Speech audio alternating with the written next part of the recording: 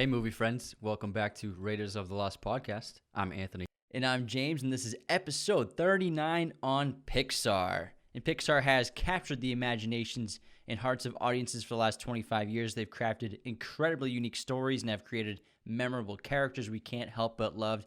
Every time you go to see a Pixar film, you're going to laugh, you're probably going to cry. You'll be blown away by the incredible animation that the studio has mastered as well. Pixar changed animation forever.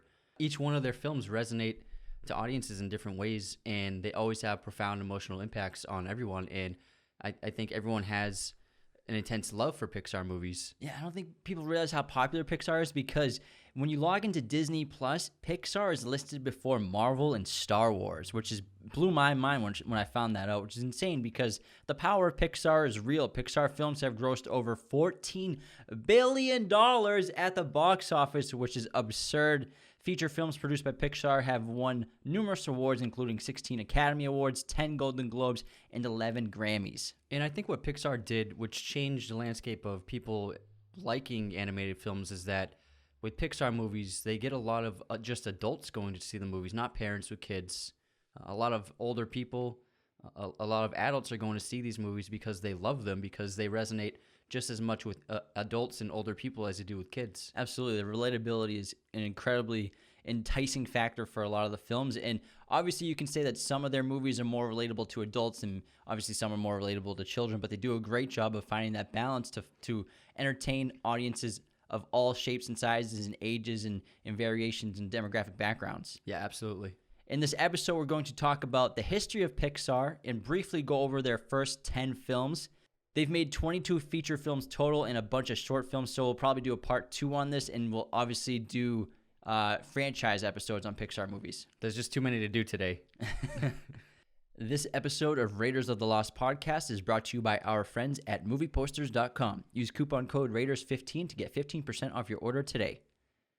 This episode was also brought to you by Manscaped. Get 20% off your order and free shipping using coupon code Raiders of the Lost at checkout. Again, Raiders of the Lost at checkout for 20% off and free shipping.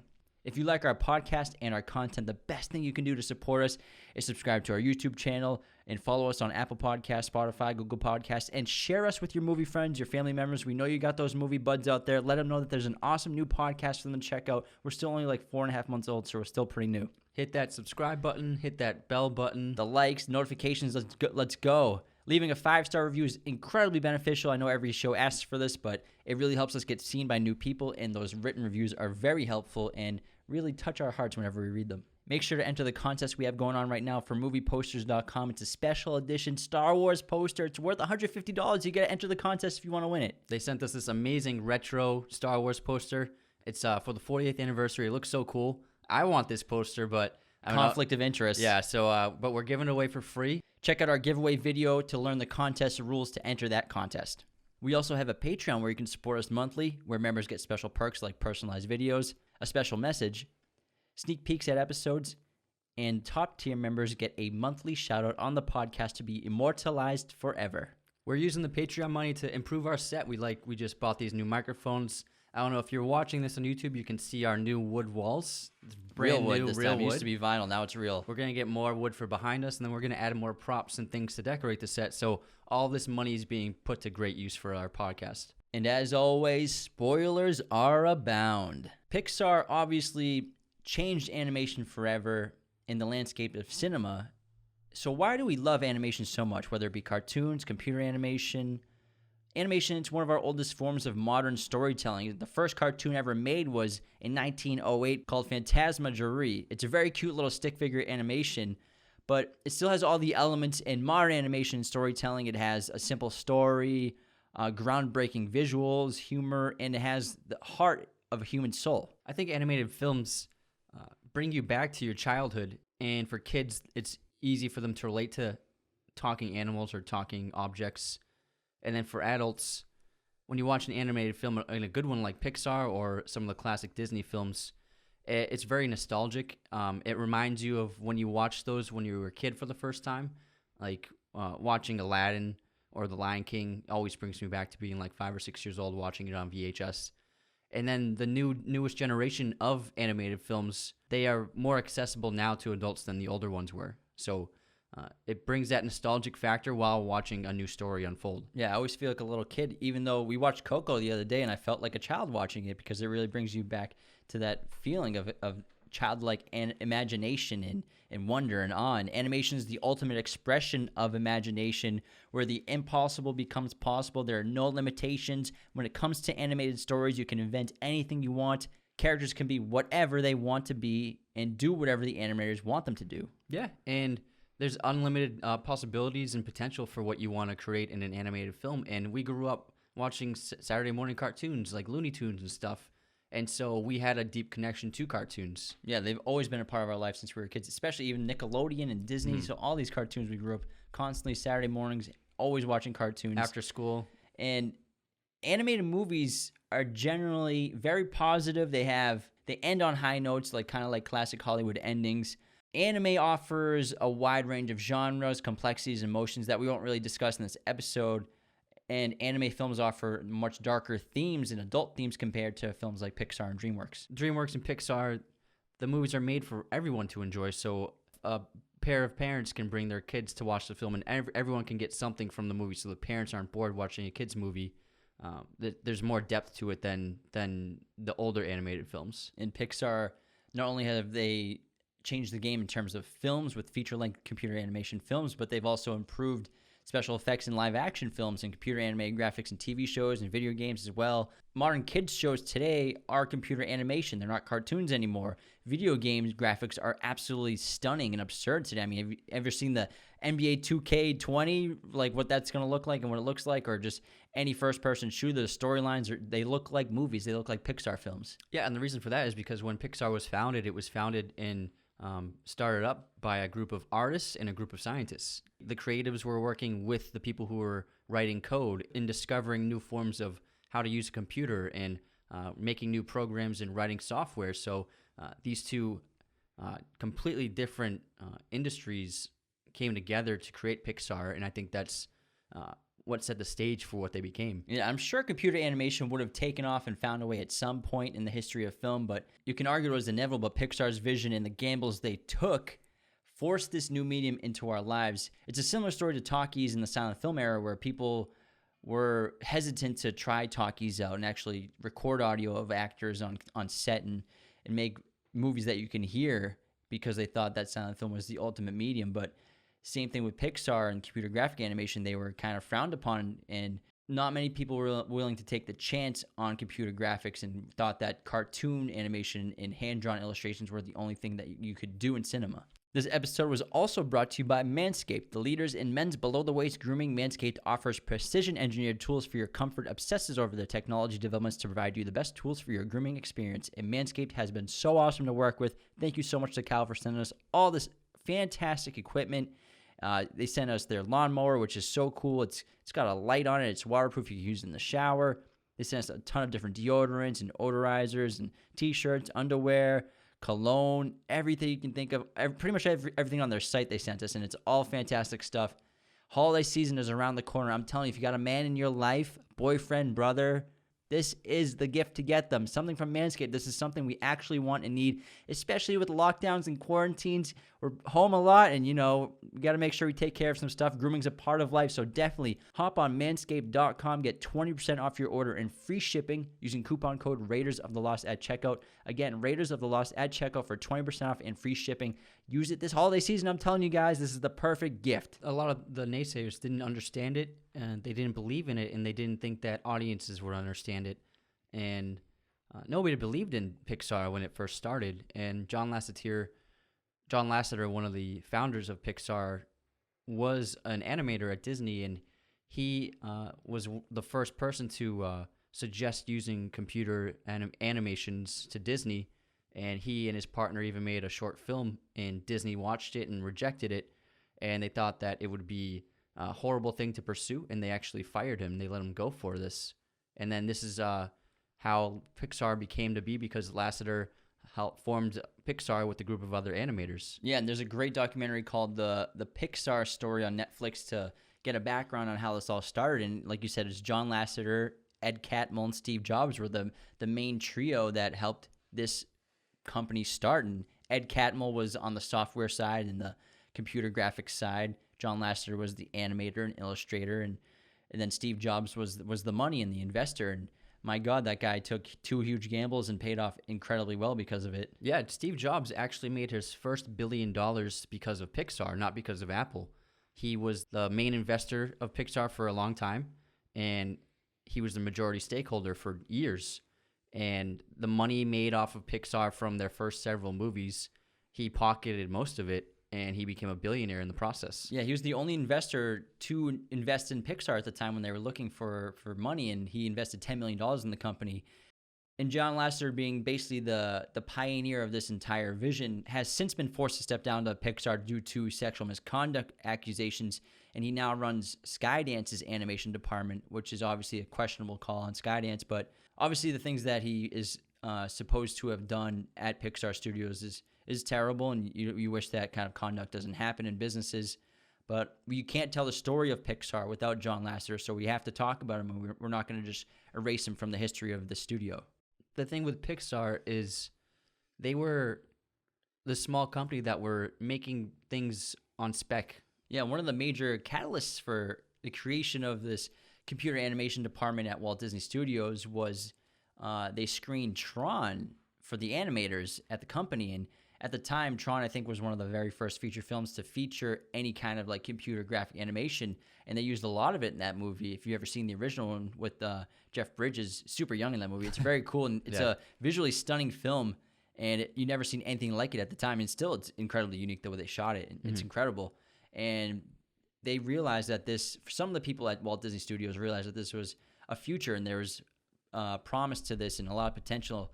And John Lasseter was one of the only people at Disney willing to pursue this avenue of computer graphic animation films. And he made his first little short film called The Brave Little Toaster, which he showed the head of Walt Disney.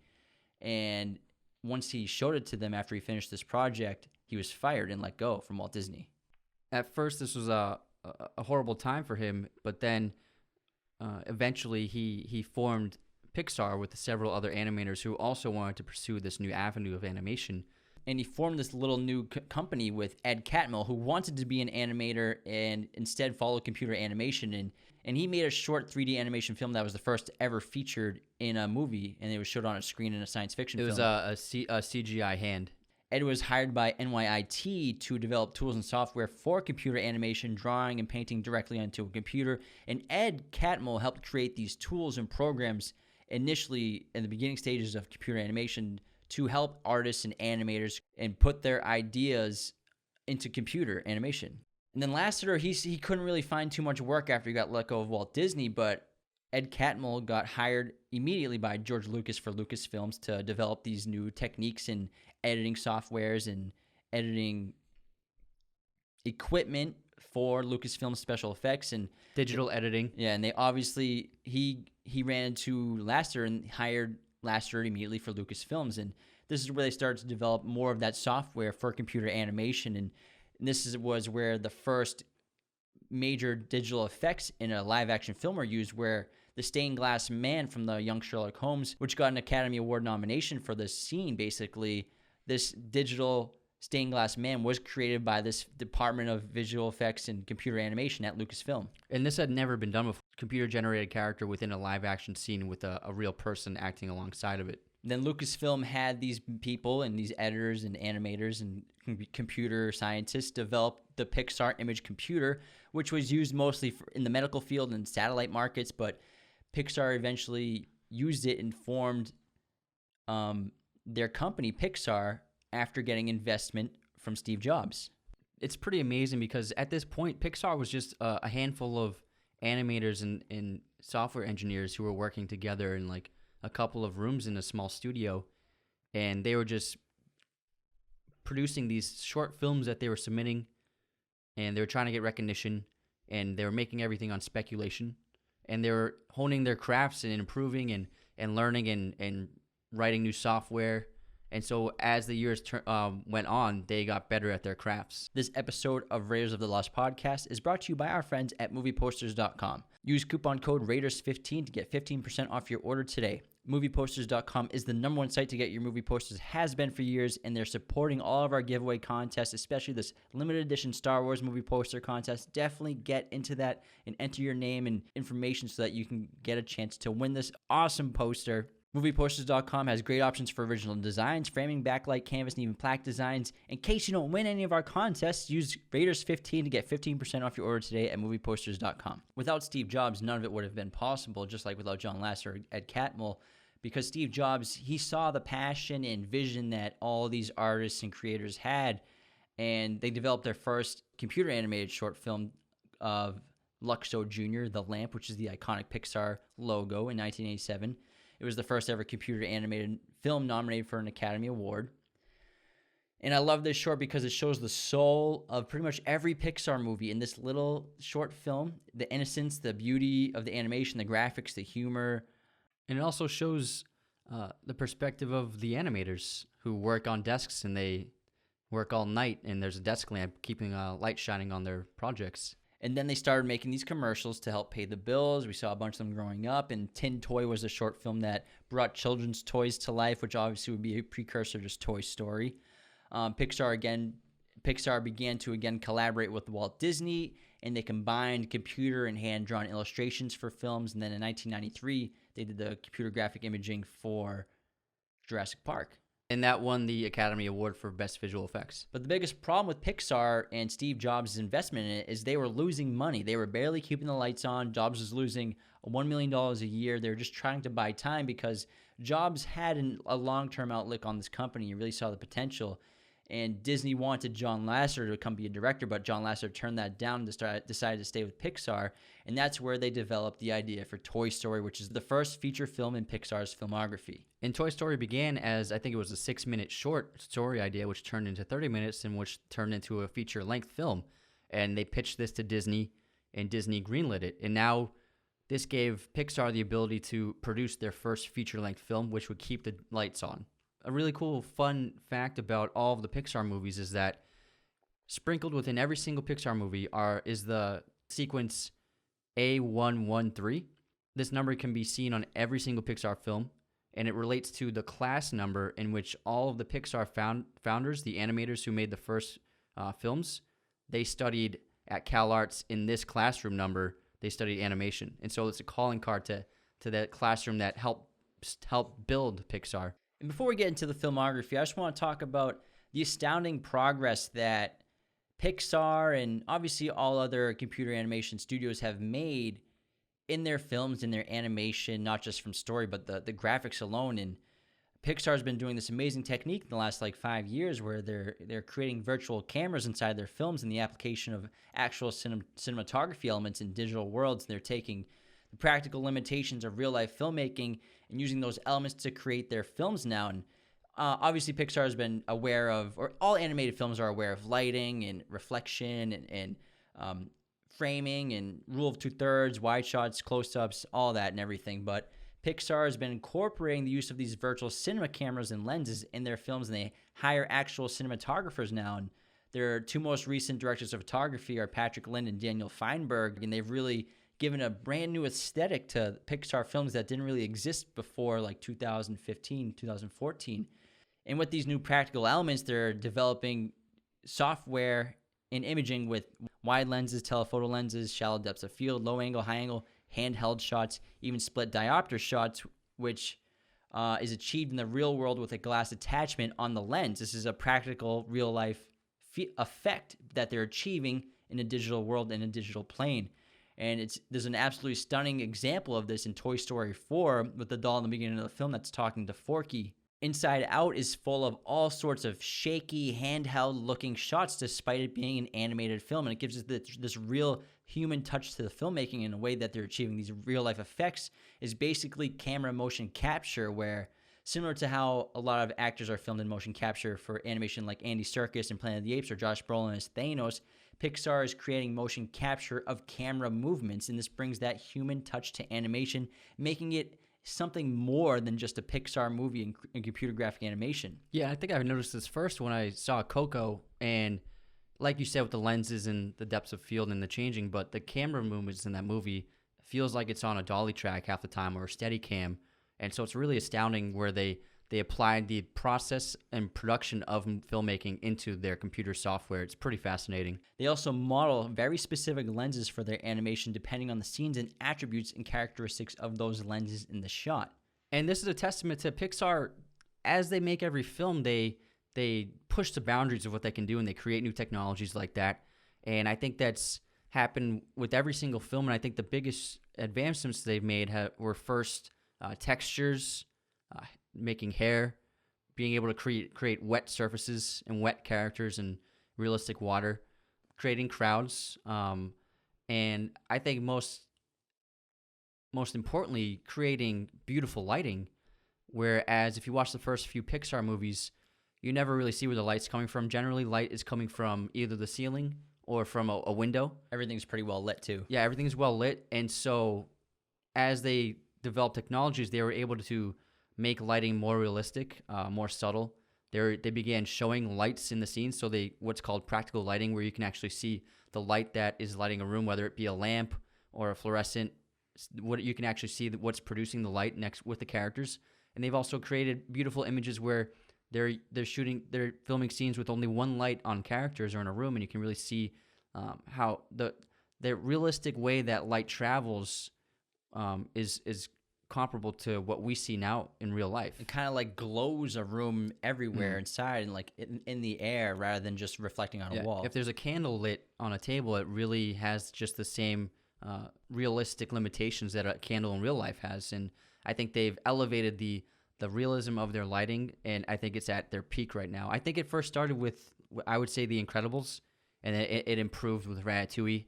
And then with Toy Story 4, it's just absolutely stunning what they've been able to do now with their lighting. Yeah, and in Toy Story 4, Pixar created the first animated film with a 2.39 to 1 aspect ratio, giving the team the ability to model anamorphic lenses. And anamorphic lenses stretch the image and allow a higher quality image by capturing twice the information horizontally than a normal spherical lens, with a little bit of a distorted look. And anamorphic lenses create a very shallow depth of field, which you can see a lot in Toy Story 4. Yeah, filmmakers like Chris Nolan and Tarantino only use anamorphic, and it produces that very wide screen aspect ratio.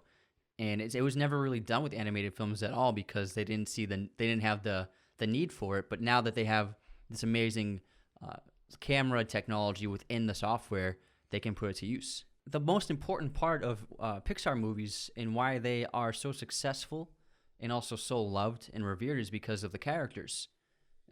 All of these films, they have memorable characters that you grow to love, and it's the characters are timeless now. And Pixar developed this story structure where it doesn't happen in every film, but most of the Pixar movies have the structure of having two leads in the film, and these two lead characters are very different from one another, but they both have a goal. They have a shared goal.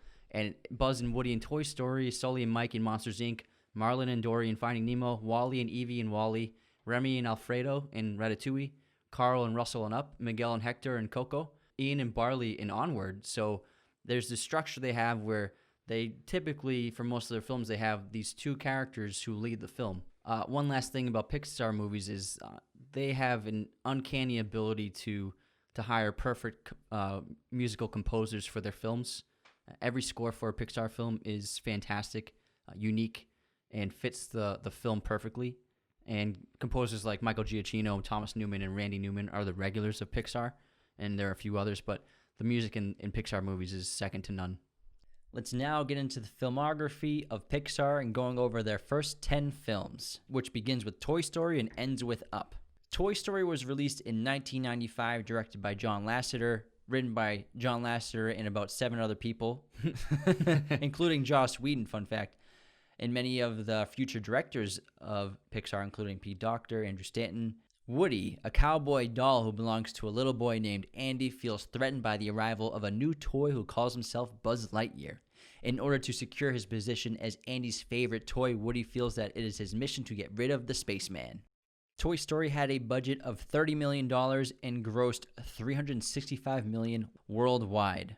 The film stars Tom Hanks, Tim Allen, Don Rickles, Jim Varney, Wallace Shawn, Annie Potts, and John Morris. Toy Story was a perfect choice for their first film because at this point in time, they obviously had great limitations on their animation. They couldn't make humans very well. They couldn't do hair. They couldn't do intense, complicated fabrics and textures. They couldn't do moisture. And so they were limited. But with having toys, you have characters who have very smooth surfaces, can't really move in complicated ways. They're restricted by the way they're designed. And so I think that Toy Story was the best possible choice for their first film. Yeah, this movie changed cinema and film as we know it, being the first ever computer animated feature film. Not only was it a glimpse at this new technology, but it's also a perfect film. Although the animation is the most primitive in Pixar's history, and it has a pretty simple storyline of all of the Toy Stories, the original Toy Story to me is still the best one. And every time I watch a Pixar film, I feel all the emotions that harken me back to Toy Story, the original one. And it feels like all these other Pixar movies are trying to recreate the feelings that you get from the original Toy Story. And the concept itself is genius. The idea that toys are alive and come to life once they're alone without humans, because that is what every single child imagines when they're playing with them. It seems like such an obvious concept for a story, yet it's so genius. They're the perfect kinds of things and objects for kids to relate to, because kids play with toys. This film actually had a very problematic production where the initial story idea was not very good, and Disney actually rejected it after it was pitched to them, and they put a red light on the production. And after this, the Pixar animators and story creators spent 2 weeks reformulating the story, and they turned it into the Toy Story we now know. Yeah, the original Woody was like kind of an asshole, and it was a very negative tone throughout the entire film. It just didn't work. He was very snarky. Woody was very mean, and he was always trying to get rid of Buzz because Buzz was the new favorite toy. And also, Woody was originally supposed to be a ventriloquist doll, so he was much larger than Buzz originally, and Buzz was tiny compared to him. And these original concepts, they just did not work for the film at all, and they had to start from square one after they were turned down by Disney. But eventually, Toy Story was a massive success, and it paved the way for this new industry. And Lasseter actually received a Special Achievement Oscar for creating the first computer animation film, and it led to a big problem with Pixar where, yes, they made this amazing, successful box office hit, critically acclaimed film, computer animation, setting up the future, but Disney owned all the merchandising rights to Pixar, so they were basically screwed, and they just had to count on always making a big hit, or else they'd just go under. And so Pixar was forced to go public, became the highest IPO that year, and raised $132 million, and offered to extend the contract with Disney for a 50-50 split of everything thanks to Steve Jobs. Yeah, so now the company had an investment of $130 million, plus they were able to make more money on the gross of the film and merchandise. And so now they were kind of independent. They were still working with Disney, but after Toy Story, they were kind of free to do whatever they wanted. And I think Toy Story is actually their shortest film. I think it's 83 minutes long. But I think its simplicity is why it works so well. And I think they maybe kept it short to make it feasible for them to produce because the budget was so small. And the thing with Toy Story is it's got incredibly memorable characters. I mean, you have Woody and Buzz. And Buzz is so great because he doesn't think he's a toy. The two of them playing off each other, I think, is why this film works. And completely contrasting from the original concept of Woody, the Woody in this film is a good-hearted toy, and his mission is to bring Buzz back because he knows that Buzz is Andy's favorite toy, and he doesn't want Andy to feel upset.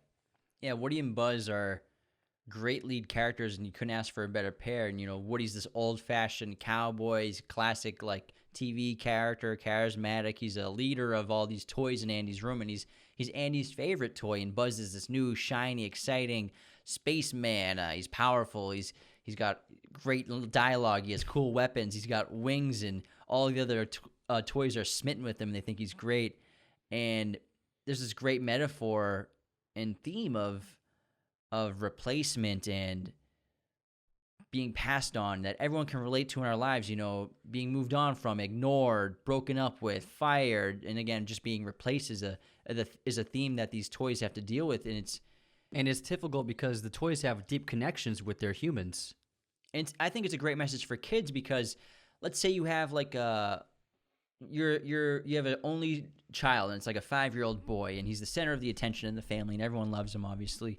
And then this 5-year-old boy now gets a new little sister, a baby sister, and what's going to happen to that little boy? He's going to feel like he's being replaced. He's going to feel like his family's moving on to something newer and better and shinier and cuter, and everyone's giving that new baby all the attention. So I think that's a great underlying theme and metaphor and how to cope with something like that. And really the whole message of the film is coming together with the ones you love, and friendship is the most important part of life. Yeah, friendship is key, and that's why Woody sets out to find Buzz, because he knows that Buzz is Andy's favorite toy, and if he lost Buzz, it would hurt Andy greatly.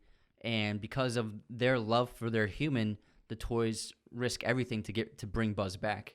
And Buzz has this amazing story arc where he's obviously deluded in the beginning of the movie, where he doesn't realize that he's a toy, and he thinks he's really Buzz Lightyear. He thinks his ship or his case is real, and it's a real spaceship when it's really made of plastic and cardboard. When he finally learns who he is, and he watches that commercial on TV of Buzz Lightyear and how none of his tricks actually do anything, and he doesn't actually have a laser, he can't actually fly.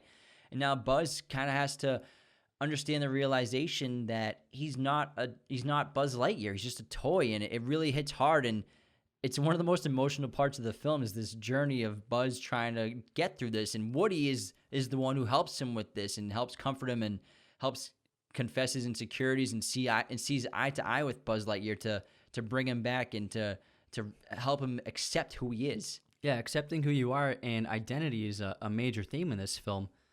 And this film also has a great villain. Every Pixar movie has a great villain, and Sid is a really memorable villain because he's the first one, and also he's just such a maniac. I feel like we all knew a kid like that too, who was always like blowing stuff up at the end of the street. Everyone knew a kid named who was like Sid, who was just kind of a dangerous kid to be around. You knew that like your parents didn't want you hanging out with them, and if you were hanging out with this kid, someone might get hurt. Someone always get hurt. Yeah. And this film has a great climax with that amazing chase in the streets, and it's really amazing that this company created something like this.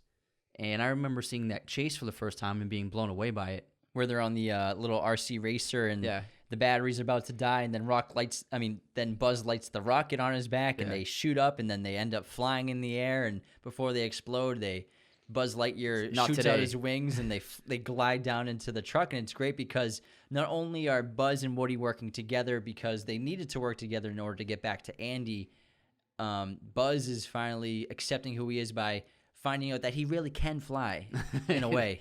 Yeah, it's really cute. And then this friendship that was built in this film ends up being the heart and soul of all of the Toy Story films, all the way up to Toy Story 4. Yeah, and they did an amazing job taking these tiny environments, these mundane places like a bedroom, a backyard, a gas station, Pizza Planet, a highway, and they turn these small environments into immense landscapes of wonder that really that's what they are to children. These little environments really are full of endless possibilities when children look at them. Yeah, and if you watch this film now, obviously, like you said, the animation is very crude and dated compared to what they're doing now. But for us, when we were kids and we saw this, we were completely sold on it. It looked photorealistic to us, and I think I had never been so transported by an animated film before. And I think that's what people didn't understand about computer animated films, is it has the ability, because it's three-dimensional, to transport you, unlike two-dimensional animation. And it still has those great underlying themes about replacement, friendship, envy, and trying to accept each other. And you can understand Woody's envy when Buzz Lightyear comes into the picture and becomes Andy's new favorite toy. And you understand how they become enemies, but then it's incredibly rewarding when Buzz and Woody themselves become basically like best buds and they team up. This film it set the groundwork for Pixar. Great characters, emotionally resonant story, groundbreaking animation, and accessible by all audiences. What attracted Tom Hanks to the role of Woody was, during his childhood, he personally would wonder if his toys were alive when nobody was around. And in order to get him signed on for the film, they animated a scene from Turner and Hooch, and they took the audio from that film, which Tom Hanks made in the 80s, and they made a little short animated film with Woody as the animation. They sent it to Tom Hanks, and he was blown away by it and signed on. The carpet in Sid's house has the same hexagonal pattern as the carpet in the Overlook Hotel from The Shining. The first scene that they created for Toy Story was the toy soldiers scene, and the animation team perfected the movement of the toy soldiers by nailing a pair of sneakers to a sheet of wood and trying to walk around with them on. That's one of my favorite scenes. Toy Story was the first animated film in Oscar history to be nominated for a Best Screenplay Academy Award, adapted or original. Next up, we have A Bug's Life, which came out in 1998, directed by John Lasseter and co-directed by Andrew Stanton, who would go on to make his own Pixar films in the future. The story is written by John Lasseter, Andrew Stanton, and Joe Ranft.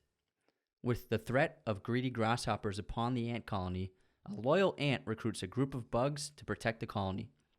Voice actors in this film are Kevin Spacey, Dave Foley, Julia Louis-Dreyfus, Hayden Panettiere, Richard Kind, and Phyllis Diller.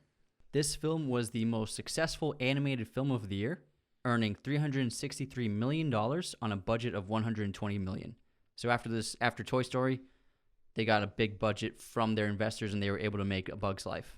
A Bug's Life is a great movie, and obviously I remember seeing it when we were kids and had a great time, and it's possibly more important of a film than Toy Story in a way because it has this massive story with so many characters, and probably Pixar might be their most underrated film because it lives in the shadow beneath most of these successful movies. But it was so important because, yeah, Pixar made Toy Story, and it was a wild success, but could they do it again? Could they replicate the magic of Toy Story? So that's why A Bug's Life was such an important movie to get right and to also, if not match Toy Story, come pretty close.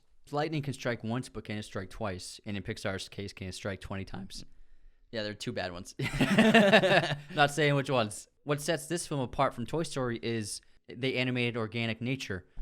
There are insects, you see grass, you see trees, you see dirt, you see water. They really expanded the scope of the storytelling and expanded the size of the environments. Yeah, and they had their research and development. Their R&D teams use these little bug cameras that they created to film the perspective of the world from an inch above the ground, what it looked like what ants look out at the world, the perspective they have from being below the grass looking up. And it was really informative in how to design the world that these ants and these bugs are living in. And again, this was a really big step up in terms of animation, in terms of crowd design, where you have these massive these shots of massive crowds of ants and so many different characters who are all moving uniquely in different ways. And it was incredibly complex at the time to make, and they didn't think they could pull it off. But obviously, John Lasseter is a workaholic and made them pull it off eventually, and they did.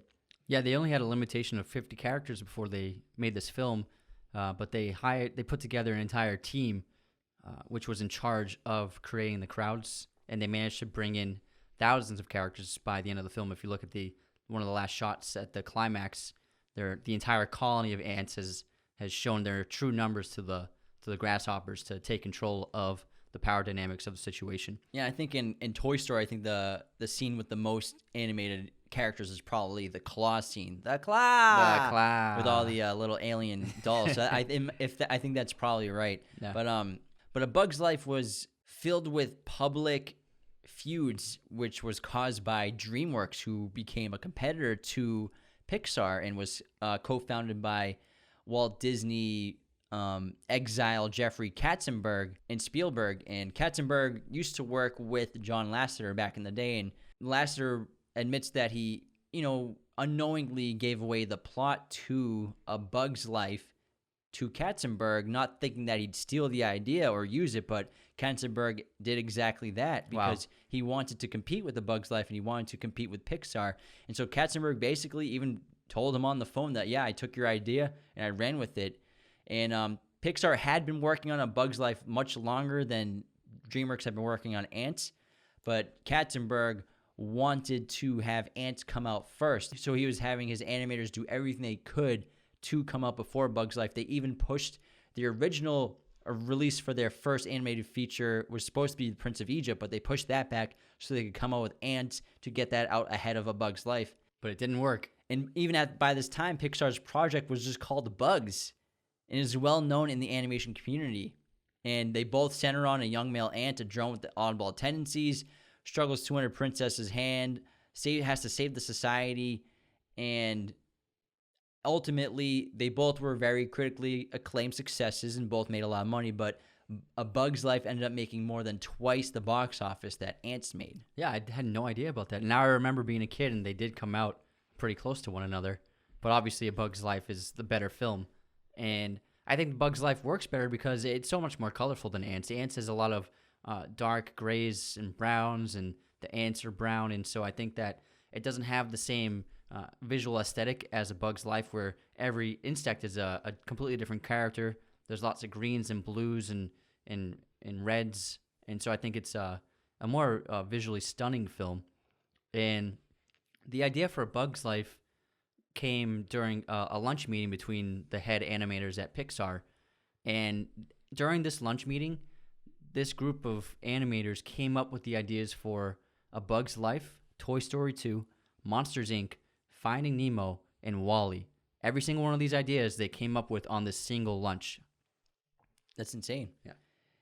And A Bug's Life is a much more family-friendly film compared to Ants, which has like more adult themes and underlying messages. But A Bug's Life also does have challenging subject matter. It's probably the first, if not only, Disney Pixar-esque film to tackle these themes of oppression, and it's a pretty dark Pixar film. It's probably the darkest one. It's up there.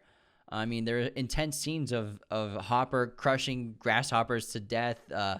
Flick gets physically beat intensely.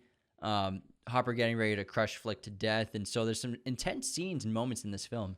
Hopper is definitely one of the most ruthless and evil villains in all of the Pixar films. He really has put this colony in serious danger, and there are pretty high stakes just for the survival of this colony. And I think another villain like Syndrome is very dark and cruel and ruthless. And so Pixar generally stays away from villains this intense, but they did for this film and with The Incredibles. And I think it really works to have Hopper as a villain, because Kevin Spacey is great, and the stakes for the ants are insurmountable, it seems as though. Yeah, and basically the plot of the film is that Flick is this ant who comes up with an ingenious way to collect food for their colony, but he accidentally knocks the colony's entire offering for the grasshoppers into the lake, and they have a serious problem because they have to come up with the food for the grasshoppers, who basically control their colony out of fear. And the grasshoppers give them until the end of winter to gather another harvest. Flick flees the city to enlist the help of other insects to defend the colony. It's very similar to Seven Samurai. If you've ever seen the amazing film by Kurosawa, I remember the first time we ever watched that movie, you're like, hey, you want to watch this samurai movie? It's very old and it's fantastic. I'm like, yeah, let's put it on. It was like 11 o'clock and it ended at like 2:40. I'm like, what movie was this? Holy shit. It was amazing, though. It's a great film. I had no idea it was 3.5 hours long. So it has a very similar story to Seven Samurai. You know, this person in a village has to enlist the help of these Circus bugs, basically, and to defend their colony. But what's so funny about this is it's a misunderstanding, because he's asking for warriors, and then the circus bugs are they're entertainers, they're actors, and they just need work. And so they agree to try, and they think that they're going to be putting on a show for the ant colonies, and then Flick thinks he's getting warriors because the show they put on it seemed like they were great fighters. And I love this underlying theme throughout the entire film of power and fear, where the ants, they don't realize that they really have the power over the grasshoppers the entire time. But the grasshoppers use fear to intimidate and control the ants to do what they want. The ants finally realize that they're really in control, and all they have to do is work together, and they can easily defeat Hopper and save their colony. Yeah, size and numbers. There are tens of thousands of them compared to a dozen grasshoppers. And then Flick is a really great character because he's very naive and innocent and very optimistic, and he's always trying to come up with inventions, and he always has the best of intentions, even though he tends to make a mess of things. And he's a lovable character. Yeah, it's nothing we've never seen before. It's kind of a little bit of a cliche, but again, I think Pixar embraces those cliches in a very creative way, and we get lots of cool things in this film that Flick does, especially. I think one of my favorite things he does in this film is he creates that telescope with a little blade of grass and like a little water droplet. So Pixar got very creative with the elements in the world they were working with, even making a city of insects out of piles of trash rather than us looking at a pile of trash of insects all over, just like, oh, it's disgusting. They took that and they turned it into a city. And I love the circus bugs manager is a what is he, a flea? He's always smoking cigars.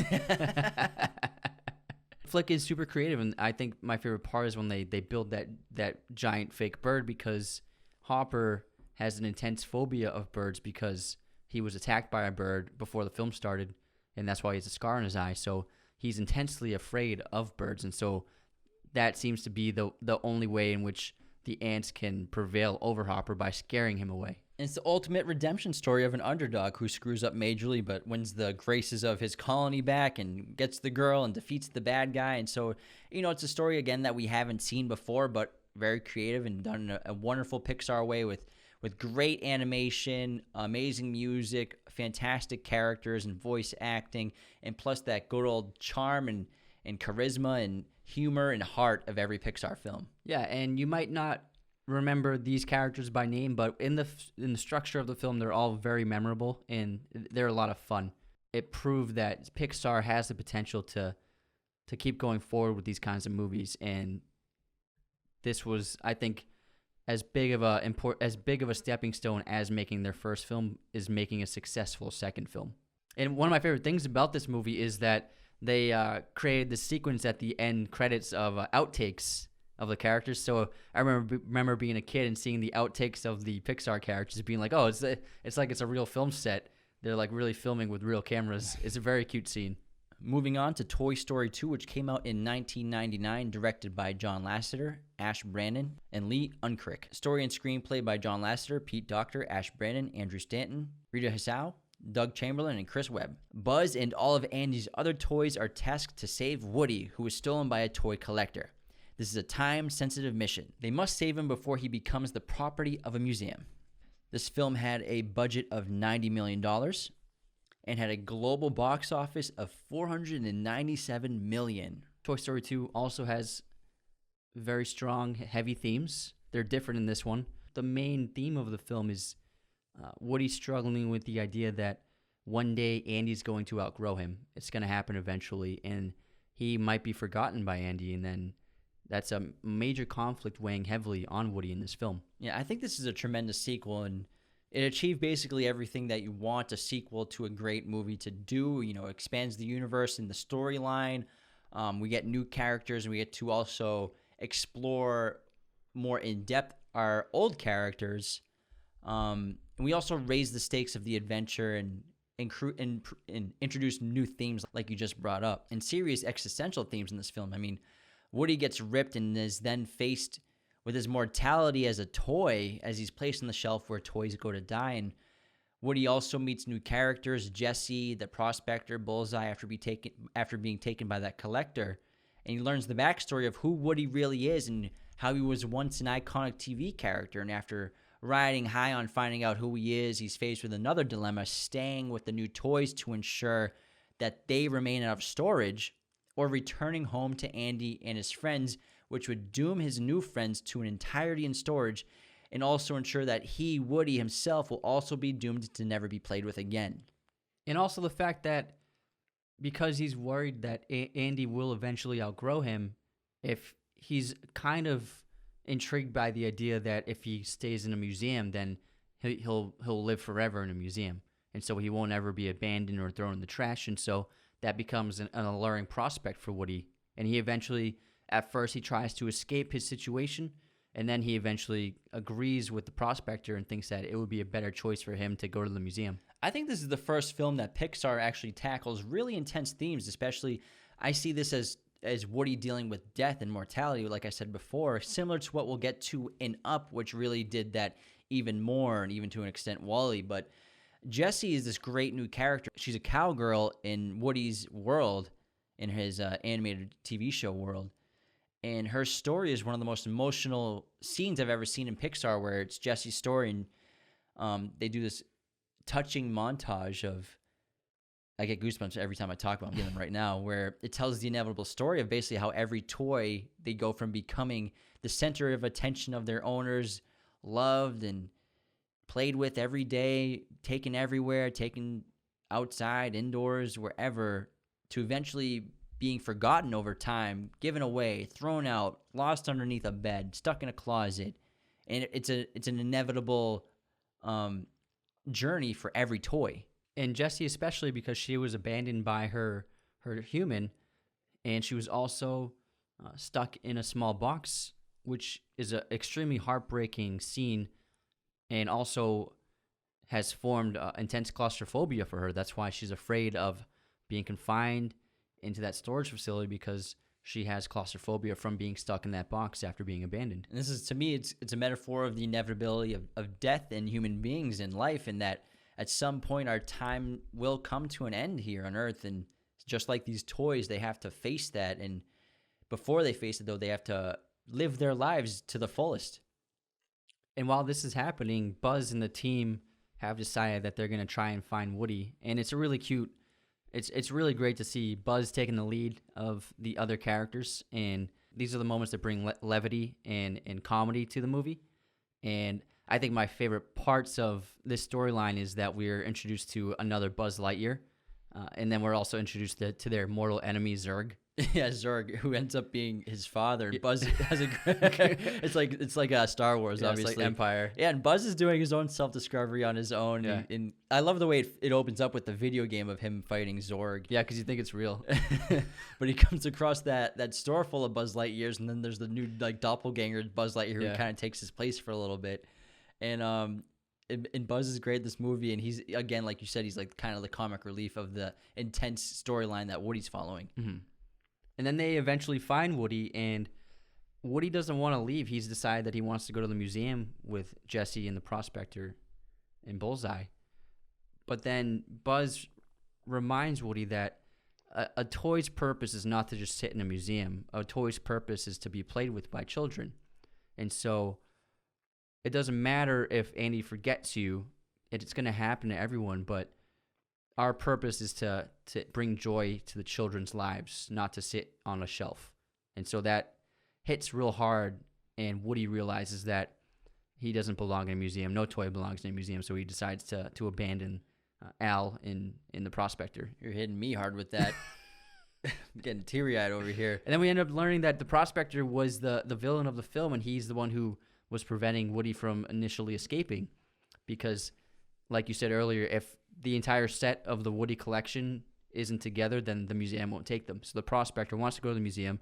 And the Prospector is also very cynical because he's never been played with. He's just been a collector's item his entire life. And so he doesn't know what it's like to be played with by a child and the joy of fulfilling your purpose as a toy.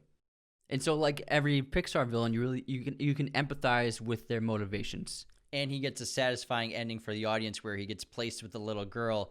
And you can imagine that he's going to hate that life, but also he's going to get played with at some point. So maybe he'll learn what it really means to be your toy. Mm-hmm. And then Jessie ends up joining the crew. She becomes the newest member of the Toy Story family.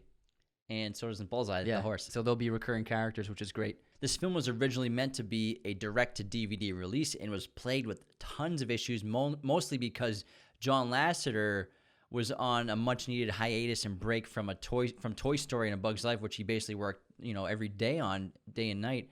The original production of Toy Story 2 had to be basically thrown out, and they had to redo it because it really wasn't that good once they got John Lasseter back, because they knew something was wrong, it was missing something, and Disney told them that they didn't have time to redo everything, and Pixar decided that the only course of action was to have John Lasseter come back and take over the film. And Lasseter reworked the entire script with Pixar and inspired the entire studio to basically start over and create this tremendous sequel. A really cool fact about Tom Hanks is when Jessie meets Woody for the first time, she says, "Sweet mother of Abraham Lincoln."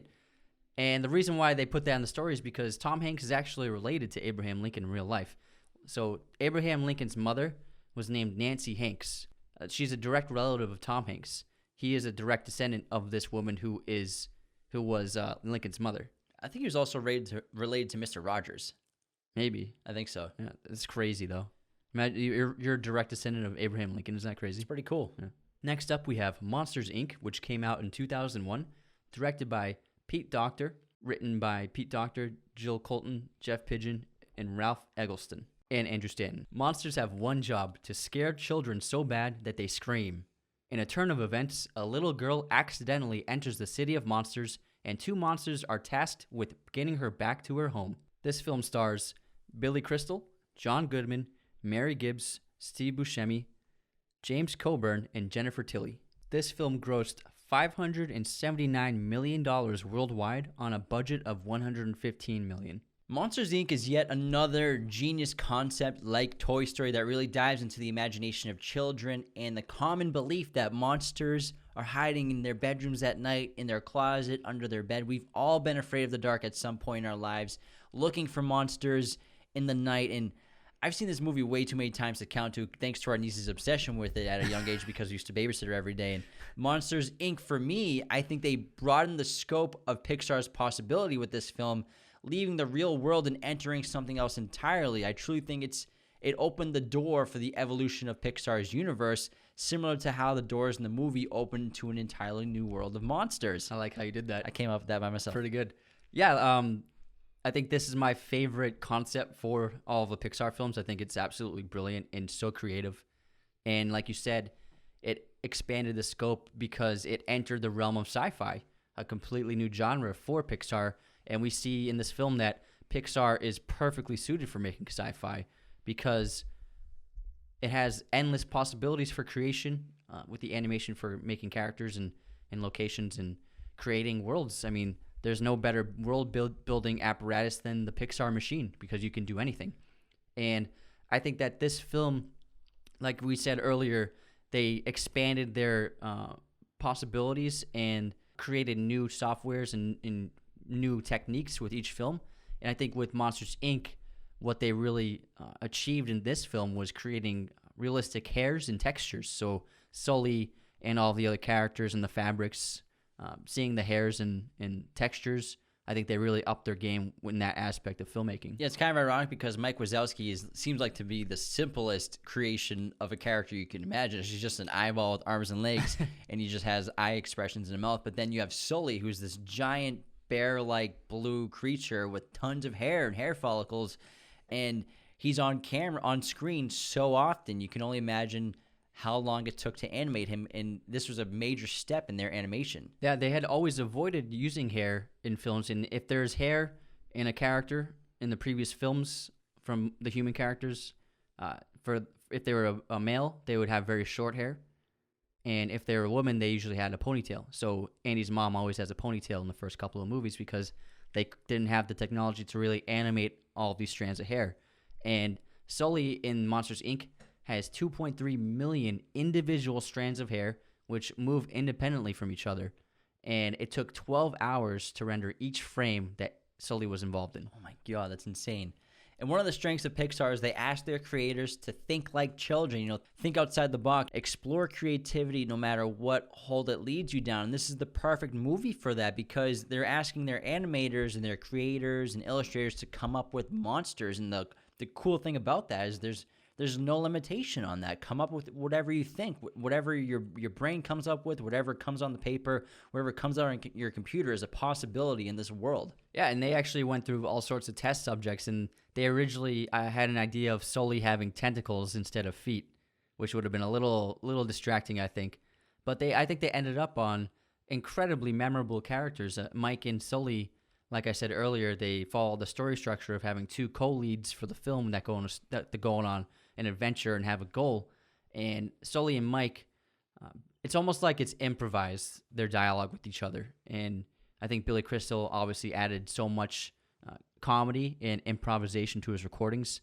And him and Mike and Sully together are an incredible pair because it's hard to follow up Buzz and Woody. How do you follow up that iconic duo? And I think Mike and Sully are up to the task, and they're just as memorable. Yeah, and in contrast to Woody and Buzz starting out as rivals in their storyline, Sully and Mike are best buds, and they actually live together, and they're a part of the same scare team because as the movie opens, Metropolis is facing a crisis. Kids are getting too hard to scare, and there's a scream shortage, and it's children's scares that power Monstropolis, and rolling blackouts are predicted, and there's a complete energy shutdown on the horizon. And so Monsters, Inc. has to double their efforts and try to scare children in new ways and increase the energy that's coming into the city.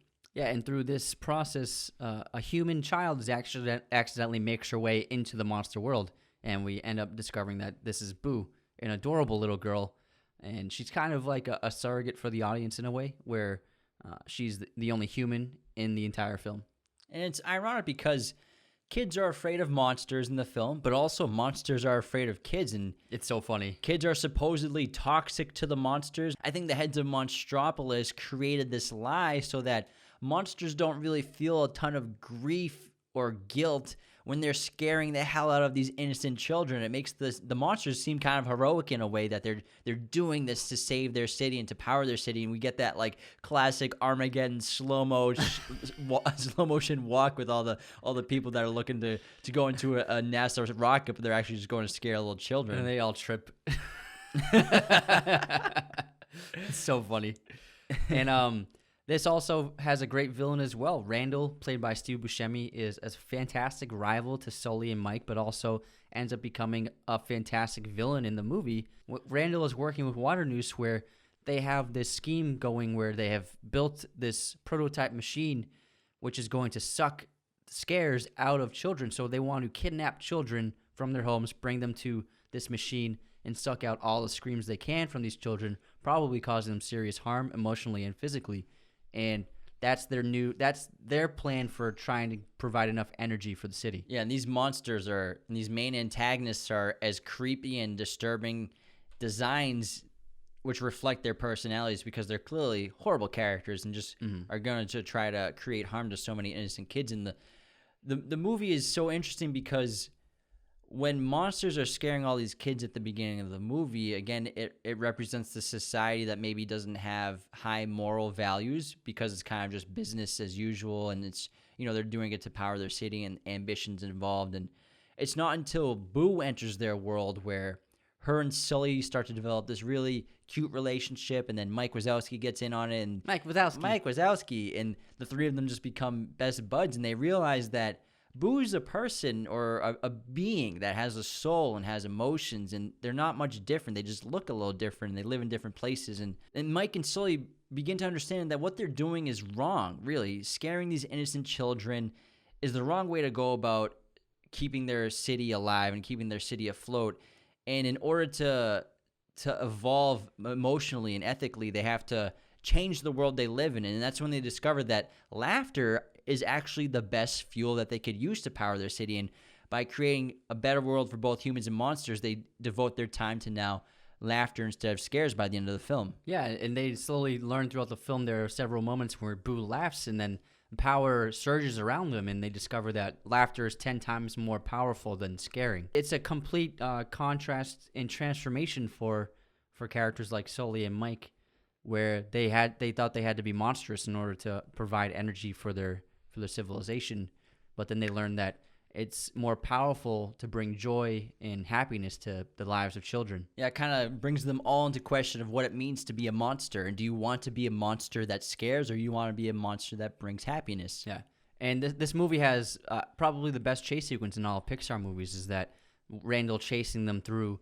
first of all, the giant factory where you can see millions upon millions of doors, and then moving through the doors once they're all unlocked, and they're traveling all over the world going through these doors. And it's a fantastic chase sequence, a really entertaining and exhilarating chase scene. Yeah, I think this entire movie is hysterical. It might be Pixar's funniest, if not it's up there. It blows my mind how funny it is every time, and I still just think about it, it makes me laugh. And like the abominable snowman scene kills me every single time. It's so funny. Yeah, Billy Crystal really steals the show in this, and he actually turned down the role of Buzz Lightyear for Toy Story. They offered it to him first, and he didn't really understand it. And then after he saw Toy Story, he was like, that was the biggest mistake in my life. And then he was like begging Pixar to give him another role and another chance, and then he jumped on this film. And what's really cool about this movie is that news leaked that during the theatrical showings of Monsters, Inc., Lucasfilm would be showing the first teaser trailer for Star Wars Attack of the Clones. And so hundreds and hundreds of Star Wars fans paid for tickets for Monsters, Inc. just to watch the teaser trailer for Star Wars. And then they left after the teaser was over. Next up, we have Finding Nemo, which was released in 2003. Directed by Andrew Stanton and Lee Unkrich. Written by Andrew Stanton, Bob Peterson, and David Reynolds. After the death of his wife, a timid clownfish is terrified of his son exploring and being away from home. Despite his warnings, his son is captured, so it's up to him to find his son and bring him back home safely. This film had a budget of $94 million and had a worldwide box office gross of $940 million, so close to $1 billion, Nemo. This film stars Albert Brooks, Ellen DeGeneres, Alexander Gould, Willem Dafoe, Brad Garrett, Allison Janney, and Austin Pendleton. Finding Nemo is a really beautiful movie and a very heartwarming and heart-wrenching movie. And I think that this is Pixar firing on all cylinders, where they perfectly blended drama and heart with great comedy. And this is the most visually stunning Pixar movie to date. Yeah, it's obvious that Pixar picked the perfect world and environment to make a movie in with Finding Nemo underwater in the ocean. And Pixar really got to flex those muscles from an animation perspective and show us something we've never seen before, and they sure did. And it's such a colorful film and unique and charming, and it's emotional, it's funny.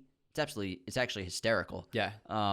And the stories are great, and we have like basically two storylines going on at the same time, and kind of a race to the finish. And it's full of creativity, and it blew every other animated film out of the water, pun intended, from a graphic standpoint.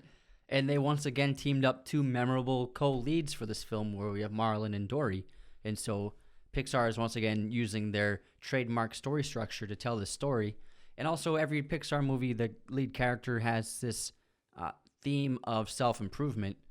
And in this film, Marlin goes through a character transformation of being a very worrisome and controlling father to becoming a more trusting and easygoing father by the end of the film. Yeah, Nemo is full of so many important messages, and most importantly, that it's okay to be different.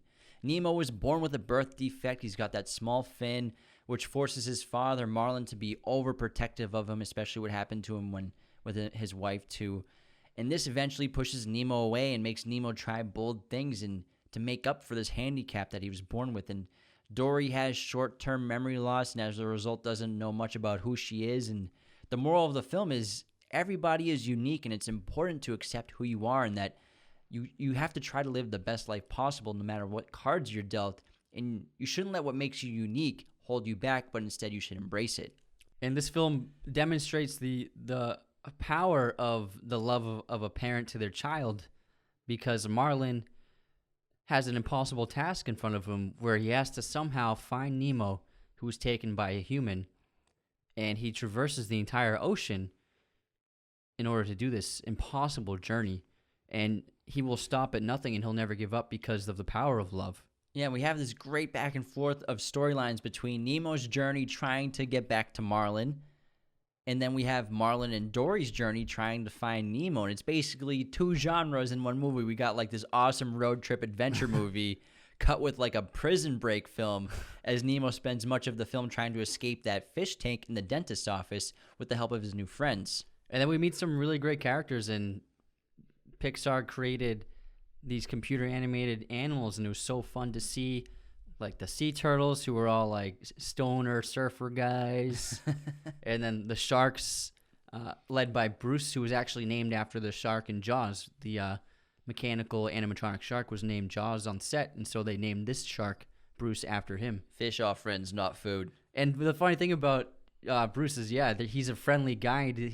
He seems to be helping them out, and he wants to do right by them, but then once he smells blood, he turns into a ferocious beast. Yeah, the concept of the sharks who are like trying to kick the habit of eating fish is hysterical to me. It's great. And then Crush the Sea Turtle is actually played by director Andrew Stanton. He recorded the dialogue as a temp track just to have in the film for editing, and then they were planning to hire another actor, but every time they showed the film to someone, they loved his performance as the turtle, so they kept it in. Marlin in this movie kind of reminds me of Prisoners with Jake Gyllenhaal and Hugh Jackman, where his whole life is based on protecting his son and his family and caring for his son and not letting anything bad happen to his son. But then something bad does happen to his son when he's captured by the scuba diver, and we have to watch him on this emotional journey where half the time he's a wreck, and he's just doing whatever he can to find his kid. And it's a very similar storyline, except a lot less dark. Yeah, a lot less violence.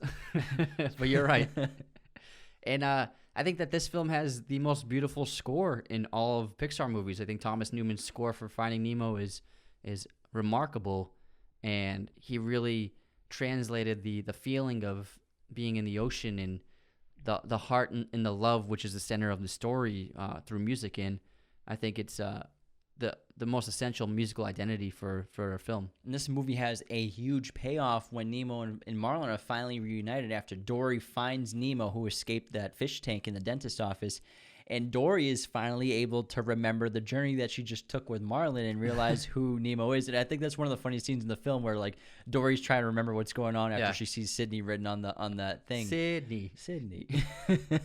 Yeah, and Dory, I think that she gains her memory back because she finally develops an emotional connection with Marlin, and that allows her to link up these memories together and to have them stick within her brain. And the great thing about Finding Nemo is there are tons of like jokes that kids don't even get, and there's a complexity to Albert Brooks' character, Marlin, and we have this massive world full of beautiful creatures, and it's almost hypnotic, just like when you go to an aquarium and you're walking around and you're seeing these amazing tanks full of these swimming fish and these beautiful colors and these hovering jellyfish and colorful lights, and it's a beautiful film.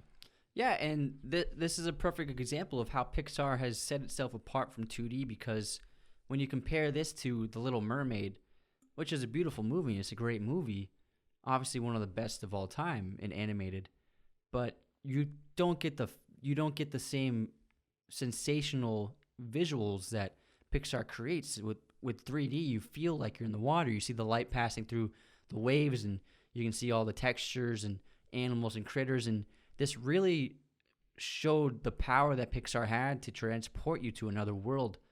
And I think that they paved the way for making three-dimensional computer animation films the new standard for animated films, especially with Finding Nemo. And it was a testament to how successful it is, because, yeah, it almost made $1 billion at the box office, but Finding Nemo is actually still the best-selling DVD of all time in history. It has sold over 40 million DVDs, which amounts to about $1 billion just from DVD sales.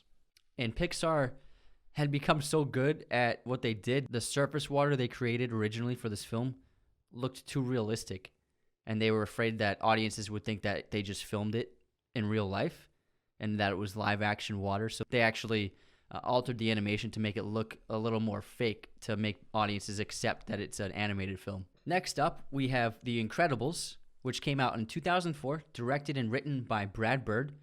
Following the fall of superhero credibility, superheroes are forced to live a quiet suburban life. After an attack is imminent, a superhero family comes out of retirement to save the world. This film earned $631 million worldwide on a budget of $92 million, and stars Craig T. Nelson, Samuel L. Jackson, Holly Hunter, Jason Lee, Dominique Lewis, and Teddy Newton. The Incredibles is an incredibly fun movie. When people talk about the best superhero movies made this century, I never understand how no one puts The Incredibles in their lists, and they always leave it off because it's an animation film. And it's fantastic, and I can't think of a better way for Pixar to make the ultimate family film than to tell a story about a family of superheroes. Yeah, and they're actually quick to the superhero game. They made this before any Marvel movies were made. They made this before Batman Begins. And if you think about it, these films take about 3 years to make, so they started production on this in 2001 when only the first Spider-Man had come out. So they were way ahead of the curve of the new superhero trend that we're so familiar with. And they brought on Brad Bird, who was not a part of Pixar. He's the actual first outsider they brought into Pixar to direct and write a film, because he had just come off of The Iron Giant, which was a great film. If you haven't seen it, check it out. I think it came out in 2001 maybe, or 2000. And it was a beloved animated film, but he felt that the production company kind of messed up in the terms of the marketing, because the film didn't make that much money, and he thinks that they ruined it because they didn't market it correctly or enough. And so he was very upset that not enough people saw the movie, and so he was happy to try out Pixar and see what he could get out of this company, and he learned quickly that they wanted to give him as much freedom to do whatever he wanted. And ironically, this is Pixar's first feature film about human beings, about a story of humans. And Pixar, I think they lose a little bit of that creativity and imagination and that magic when they make stories about human characters, because it turns down that imagination a notch, since they're dealing with many of the limitations of our own reality. But this film is also very relatable to many people and families because of these human characters. And we're shown, the mundane and everyday lives of a family when they're not fighting crime, and how normal they are compared to us, and how they're just like us. And despite being superheroes, they're not gods like we see in the Marvel movies and DC movies. They're just normal people. And obviously we have crimes and supervillains in the film, but we're also shown these problems of jobs, of school, of familial bickering and fighting, and real family, real world problems. Yeah, these characters, they kind of feel like they're stuck. Every member of the family is stuck in some certain way, whereas Dash is stuck because he's not allowed to run or really show his skill because he's so quick. Violet is kind of stuck because she's afraid to really open up to anyone and really show who she really is. And Helen is tied up with the family and taking care of the household, and she has her hands juggling the kids and keeping the house in order and a job. And then Bob is stuck at work. He works at a cubicle. He's stuck in traffic every day, and he just feels trapped in his life because superheroes in this film have lost their credibility because of the damage they had caused during their efforts of saving people. They caused a lot of collateral damage, and so superheroes are not allowed to operate anymore. They were forced to just become normal people. And so Bob and Helen especially, they lived these exciting lives of being superheroes and fighting crime and saving the day, and now they're kind of just stuck where they are. And Helen, she's happy with who she is and what she has, but Bob, on the other hand, he's become so lost, and he's lost sight of what really matters in life, that all he can think about is the superhero he used to be, and he wants to get that back, and he's lost sight of how important his family is. And you can kind of compare that to a lot of people in the world where maybe the superpowers for them is their ambition or their dreams or something that they wanted to do in their life, and they get held back by some of the trappings of life, whether it be a job or a family that kind of prevents you from doing things that you want to take a chance on. And I see that as superpowers are people's ambition and dreams in real life. That's actually perfectly relatable. I can totally see that. I think you're right for sure.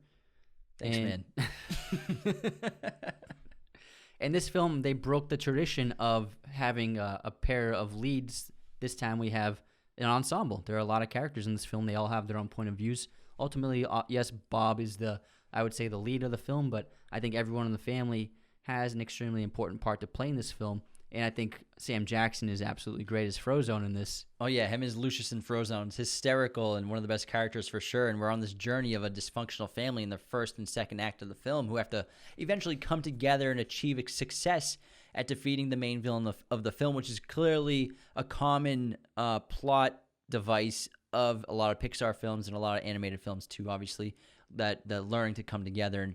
And Pixar in this movie does an incredible job walking this like fine line or this tightrope of balancing comedy and humor with seriousness and these dark tones and these real life tones. And it's constantly dipping kind of back and forth into those different realms. And they both balance out so well that it doesn't get too serious before it gets funny, and doesn't get too funny before it gets serious. Yeah, and Syndrome is a great Pixar villain. And like we said earlier, he's one of the darker Pixar villains. And he actually has a brilliant plan where he uses Bob's desire to be a hero again to improve his own machine, to perfect it and make it unstoppable. He's been on the solo mindset where he's just been selfishly thinking about himself and his life, and because of his desire to be a hero again, Syndrome takes advantage of that. And ultimately throughout the film, he learns that he needs the help of his family in order to defeat the villain. Exactly, because it's not being alone and fighting crime that makes him happy. It's being with his family in fighting crime and being together with the people that make him happy.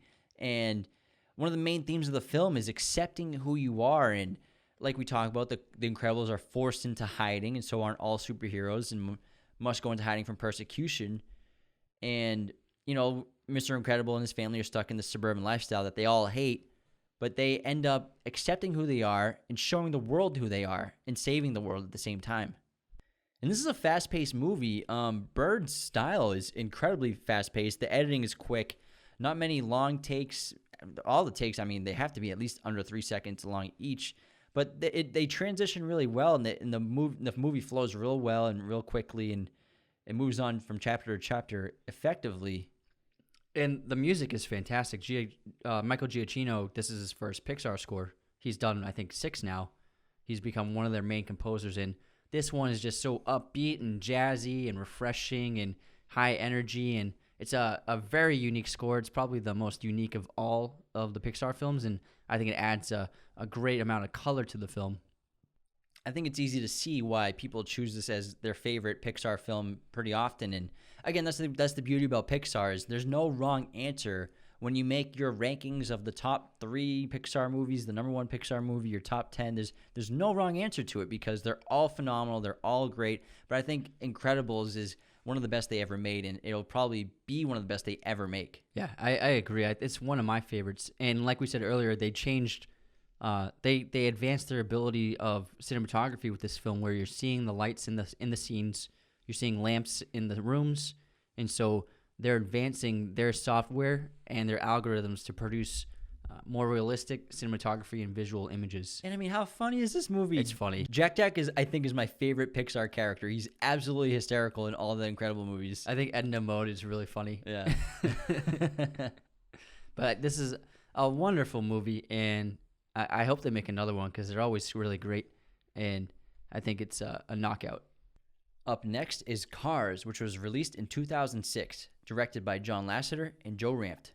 Story written by John Lasseter, Joe Ranft, Jorgen Klubin, Dan Fogelman, Keel Murray, and Phil Lauren. Lightning McQueen only has one focus: to win the big race. While on his way to California for the biggest race of his life, he finds himself in a little town where he learns that there's a lot more to life than just racing. This film stars Owen Wilson, Bonnie Hunt, Paul Newman, Larry the Cable Guy, Cheech Marin, and Tony Shalhoub. This film had a budget of $120 million and had a worldwide box office of $461 million. Just like every other Pixar film, they perfectly cast their characters, and I think Owen Wilson is absolutely perfect as Lightning McQueen. And Paul Newman, this was actually his last role as an actor before he passed away in 2008, and he's very memorable as Doc in this film. And a lot of people don't know this, but Paul Newman was actually a very skilled and accomplished race car driver throughout most of his life. He won several national championships and recorded a second-place finish at the famous 24 Hours of Le Mans in 1979. That's insane. He raced for Porsche. It's like Michael Fassbender today. Yeah. The first thing I gotta say about Cars is ka-chow. Ka-chow. Pixar went back to its roots with this film personifying animated objects for a wildly successful and popular film with cars, and it's one hell of a ride, pun intended again, and it's basically what you get when you combine NASCAR and Pixar for PIXAR. And for some reason, Cars is one of Pixar's most criticized films, and don't get me wrong, 2 and 3 are not up to par with Pixar's filmography, but the original Cars is a very good movie, and I think underrated, and it was, if you can look at it, it's basically a safe bet for Pixar to make a movie like this. Yeah, because not only does the film make a lot of money, but I think Cars provides Pixar and Disney with the best options for creating merchandise. I think Cars merchandise is probably the top selling before there was Frozen, and so kids loved this film, and they loved having the Lightning McQueen toys and all sorts of merchandise, and so I think this was a big moneymaker for Pixar and Disney. Yeah, our nephews were obsessed with Lightning McQueen when it came out, and it's one of the most iconic characters in Pixar's filmography, and for good reason. He's talented, funny, he's also flawed. He has a great story arc in this movie. He's basically the definition of a great redemption story, and Lightning's arrogance leads him to make mistakes, but his growth as a character helps him fix the wrongs he's made in his past and in his storyline. Yeah, he's so blinded by the desire to win that he treats his crew horribly to the point where they end up quitting on him. And then his main motivation is to, first of all, win the race at the end of the week, and also make the famed Dynaco team. And he doesn't care about anything else other than achieving those 2 goals. And this forces everyone who was trying to help him out of his life, and then he winds up in that town, Radiator Springs, where he develops relationships and bonds with the small town characters of this little area. Yeah, and Radiator Springs, it's this sad story that is obviously happens in growth in cultures where history where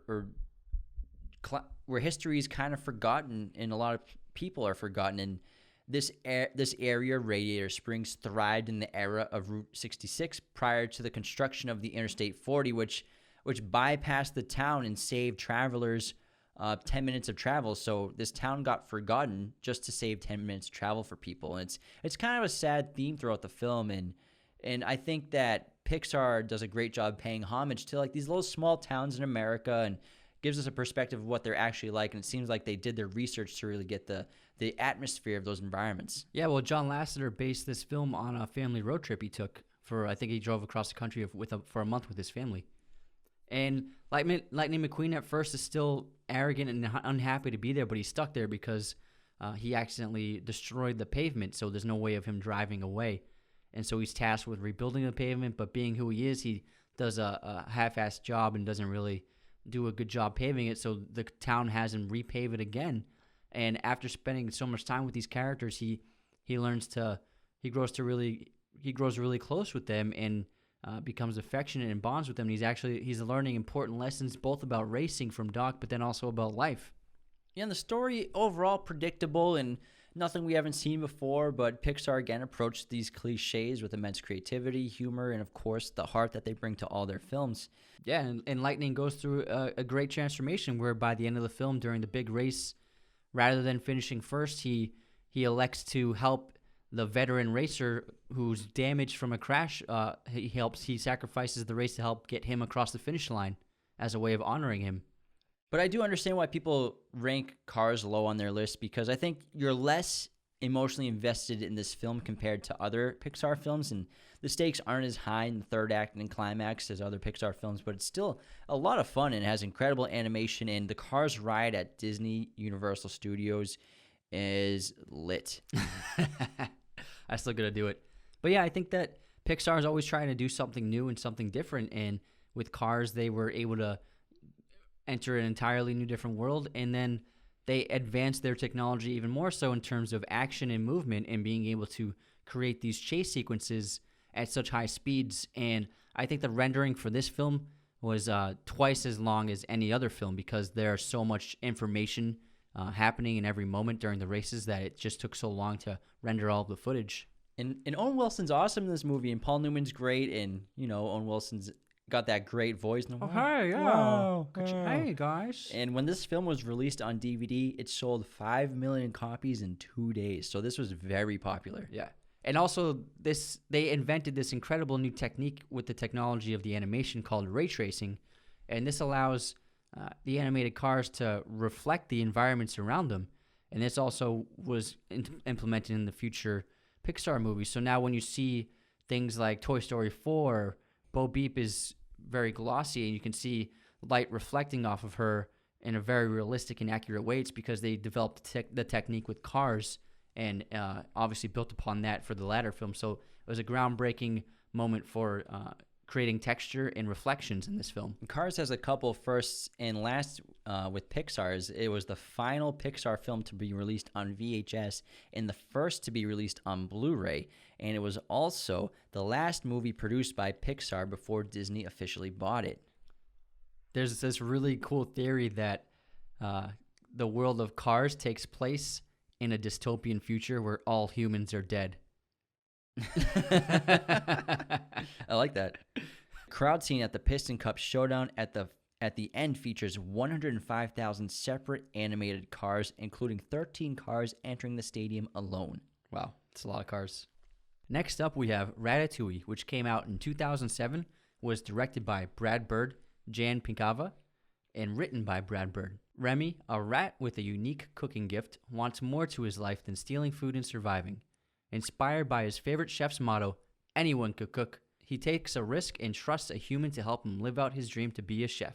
This film earned $623 million on a budget of $150 million. This film stars Patton Oswalt, Lou Romano, Brad Garrett, Ian Holm, and Brian Dennehy.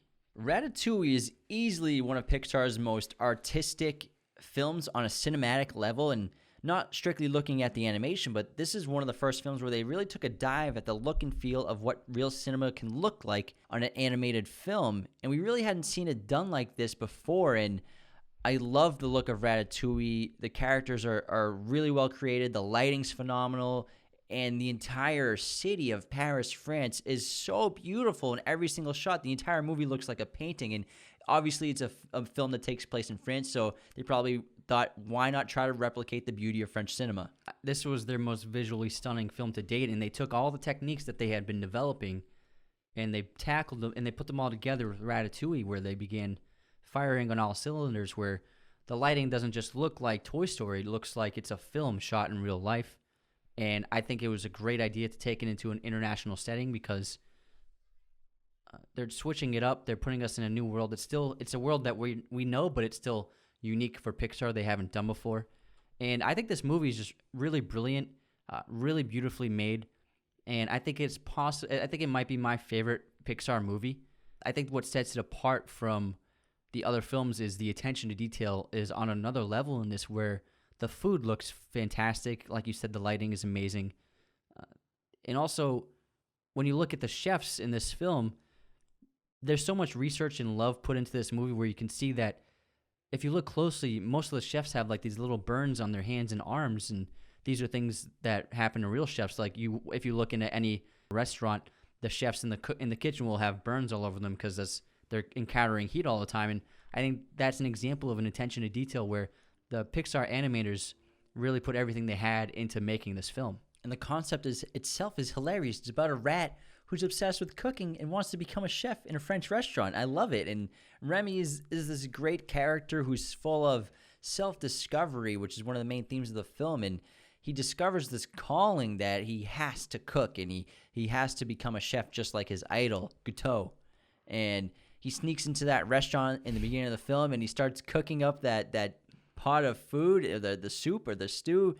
And you can tell that when Remy's cooking, he's truly blissful, he's happy, he's in a different world. And the reason for this is because Remy has an extremely acute sense of smell and taste, where he's able to cook these amazing dishes because he can taste and smell better than anyone. And his family doesn't understand him because they look at food as a way of surviving. They eat whatever they can. There's scraps and trash, just whatever fills them up, where Remy looks at food as an art form and a craft, and they don't understand how his viewpoint and perspective. And so there's this struggle between Remy, where he loves his family, but he also wants to be a chef. And so he's torn between these two paths he can take in life. And then the pull of being a chef and being in a kitchen is too strong on him, and he has to follow he has to follow his heart. And he follows his heart by basically taking over Linguini, who's this human chef. And of all the chefs in the kitchen, he's probably the least interesting out of everybody. He's probably the least interesting character in the film. I mean, the food critic is super interesting, and all these other chefs, they're very unique, and they have unique looks and backstories, which I wish they explored more in the film. But, we mostly get a lot of Linguini, who basically takes all the credit for Remy's cooking. And Remy uses him as basically a surrogate to be a chef in this French restaurant. Yeah, and it's really cute how Remy controls him like a robot by tugging on different strands of hair to get him to get his arms and hands to do different things. So he pretty much becomes like an operator for Linguini's body, and it's kind of an agreement they make that benefits both of them, because Linguini on his own is a horrible chef. And he seems to never know what he's doing, and he's always on the verge of being fired. And so having Remy help him cook keeps his job and provides success for him in the kitchen. And Remy gets to be able to cook, which is all he wants to do. And so he benefits from being able to do what he loves. And Remy doesn't even want the attention. He just wants to cook. Because that's the moral of the story, is pursuing your ambition and your life goal and your calling. And Remy, unfortunately, he's a rat, so he can't be a chef in a French restaurant, so he has to use Linguini to become the greatest chef in Paris. And again, he doesn't get any of the acclaim. Linguini gets all of that. And this ultimately it's a perfect kid movie and a perfect adult movie at the same time. And once again, we get a great villain, where we have Skinner, who is the head chef of the restaurant, and he's very dominating and domineering.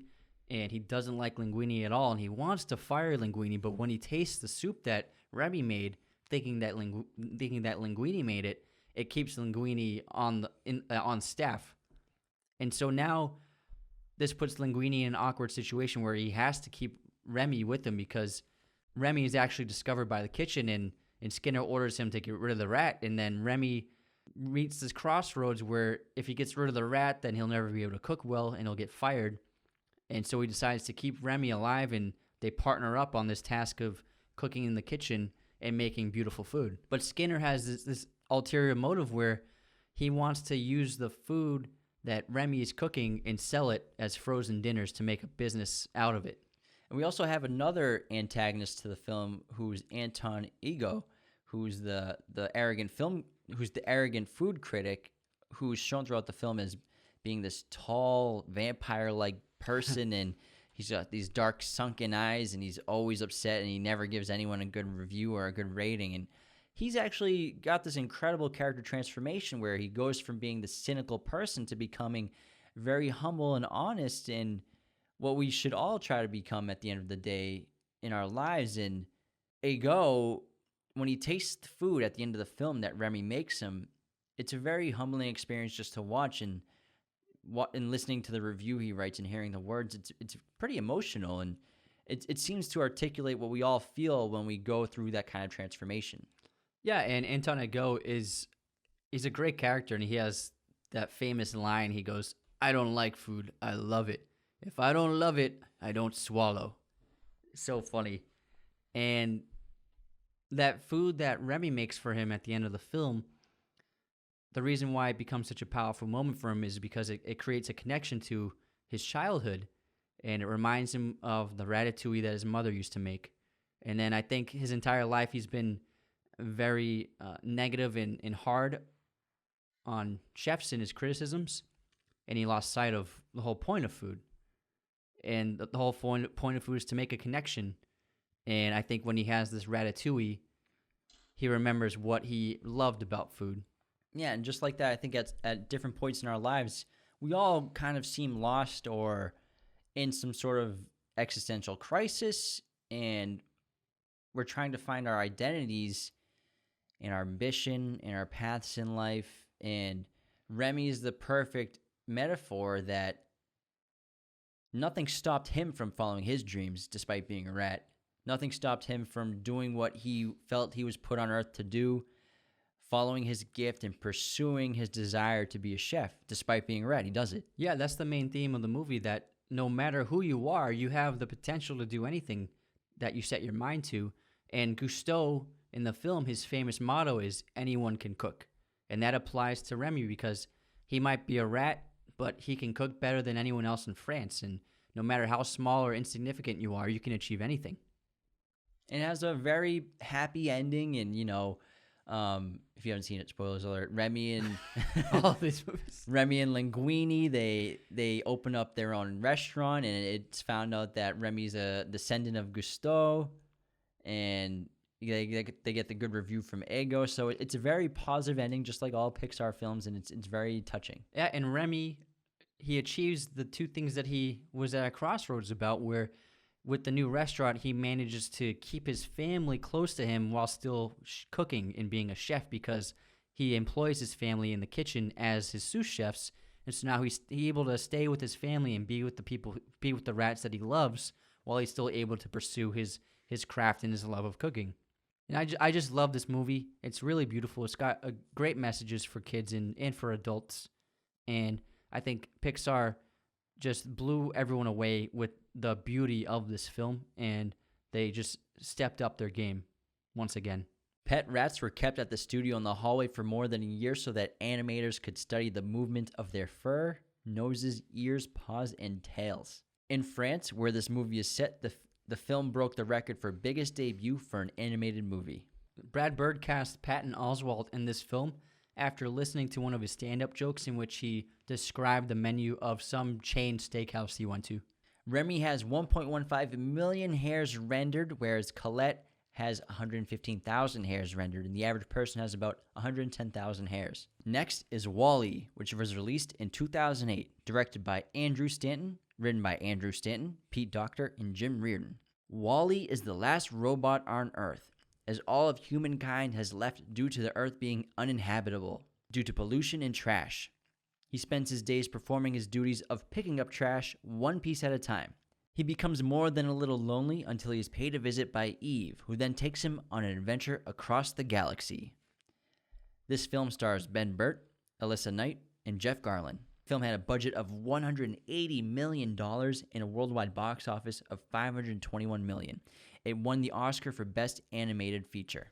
And just like we were saying about every new Pixar movie is an improvement, with Wall-E, they really improved upon the size and scope of the world, where in Wall-E you have these immense landscapes, whether it's on Earth or in space or on the station, and the lighting is incredible, natural lighting from the sun, and they've really crafted these gigantic landscapes and environments in this film. Yeah, and the smogginess and these skyscrapers that are just made of trash and all these intricate little pieces of trash and all these little, just even those blocks that Wall-E creates of trash are just so immense with detail and richness and color and edges, and it's incredible.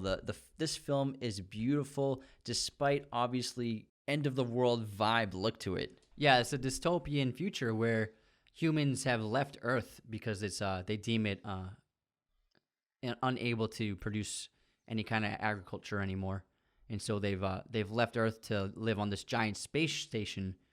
And over the past generations, humans have become so lazy and dependent on technology, where automation and robots literally do every single task for humans, and they've become lethargic and unmotivated to do anything, and they become addicted to screens where they all have these holographic screens in front of them at all times, where it is a brilliant commentary on the world today. And it's actually even more relevant now than it was 12 years ago, where we've become more addicted to screens than ever before. And we have become reliant on the ease and convenience which our technology has given to our lives, whether it's like you don't even have to leave your house to get anything delivered, and purchasing anything super easy, and just everything is so convenient and easy for many of us that we've kind of lost our work ethic and motivation to do things. Whoa. Wall-E's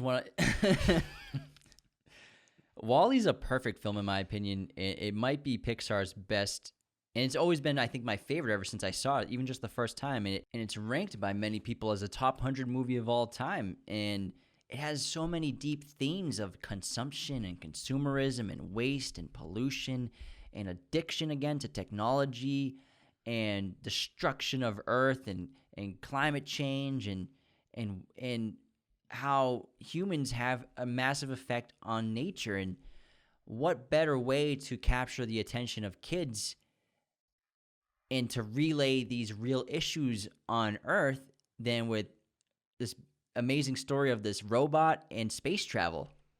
Yeah, I agree. And Wall-E is such an adorable and lovable character. He's the last robot of his kind, and he's the last one performing these duties on Earth. And he's very innocent, and all he can say is Wall-E. Wall-E. Wall-E. And even the first act of this film is pretty much it's a silent movie. There's no dialogue really at all, but you emotionally connect with him. And Wall-E actually reminds me a lot of E.T., where they both become fish out of water, and they can't really communicate, and they have similar appearances, and I think they have the same personalities as well. Very lovable, looking for a connection, and looking for a new home.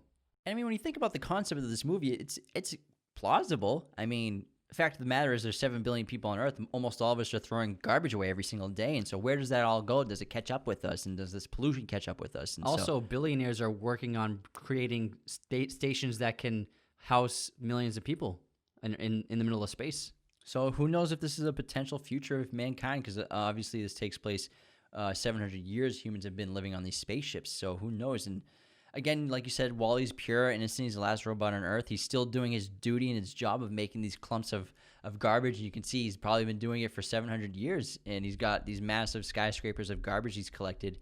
And despite being a robot, he seems to be filled with humanity and maybe even a soul. And he collects all these objects that he finds in in the world, and whatever fills him with emotion and wonder, he collects, and he listens to music, he watches old movies. So he's got this very cute little personality inside his little tractor that he lives in. He also falls in love with Eve. It's a very cute love story. Yeah, and that's the heart of the movie, is his love for Eve and her kind of avoidance of him. Yeah, it's funny. Pretty cute. Yeah, they're completely different. They're polar opposites.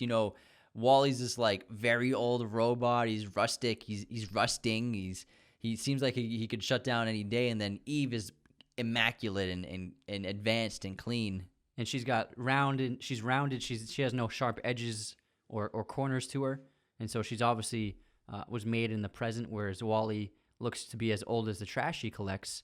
And they're a perfect pairing. And this goes back to the Pixar structure of formulating a story between two leads that are very different characters, but they end up going on an adventure and seeking to achieve a goal together. And all their interactions are hysterical and warm in the first act of the film. And it's Eve's kind of annoyed at him at first, and he's like dead. He's like head over heels in love and obsessed with her. It's very cute. Yeah, and I love this movie because it's proof, and we talk about it a lot in multiple episodes, that you don't need dialogue to tell a story.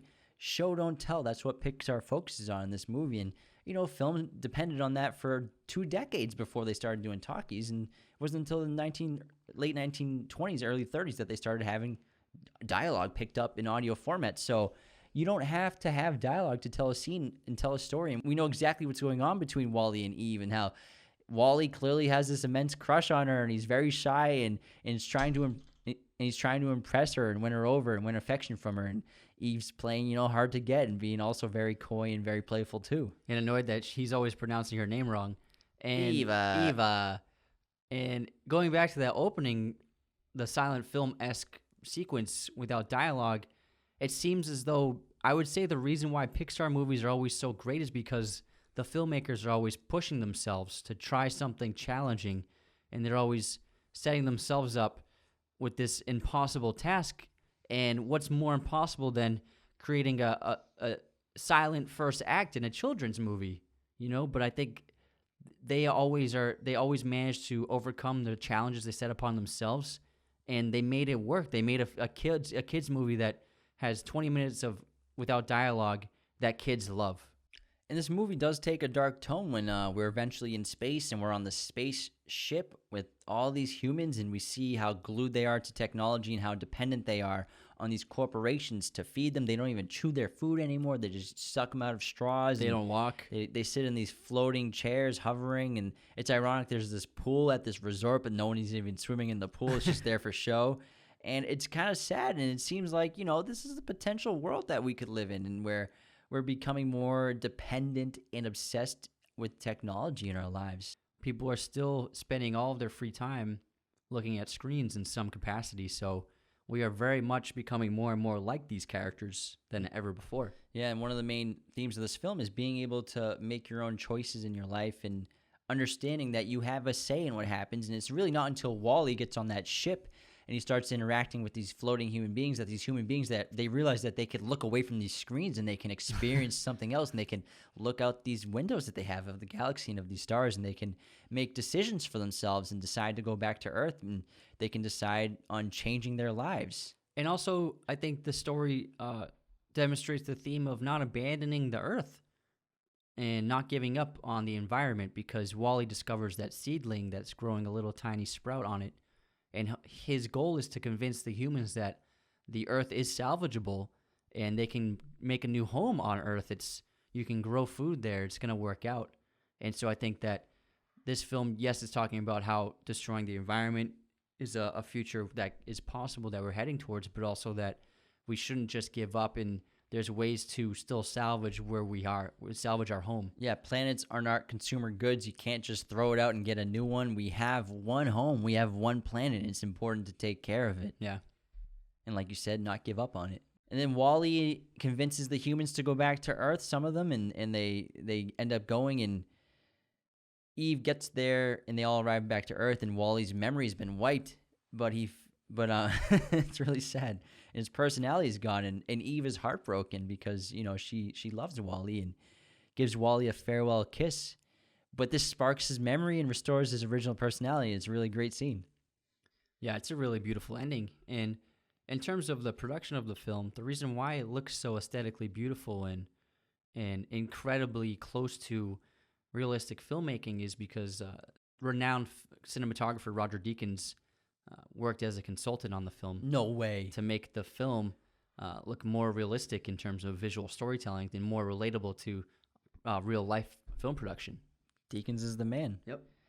And I love Wally so much because he has this love for Eve and he'll do anything for Eve, but also as the film goes on, he decides to help and save humanity for no reason other than it being the right thing to do. He doesn't have to do that. He has nothing to gain.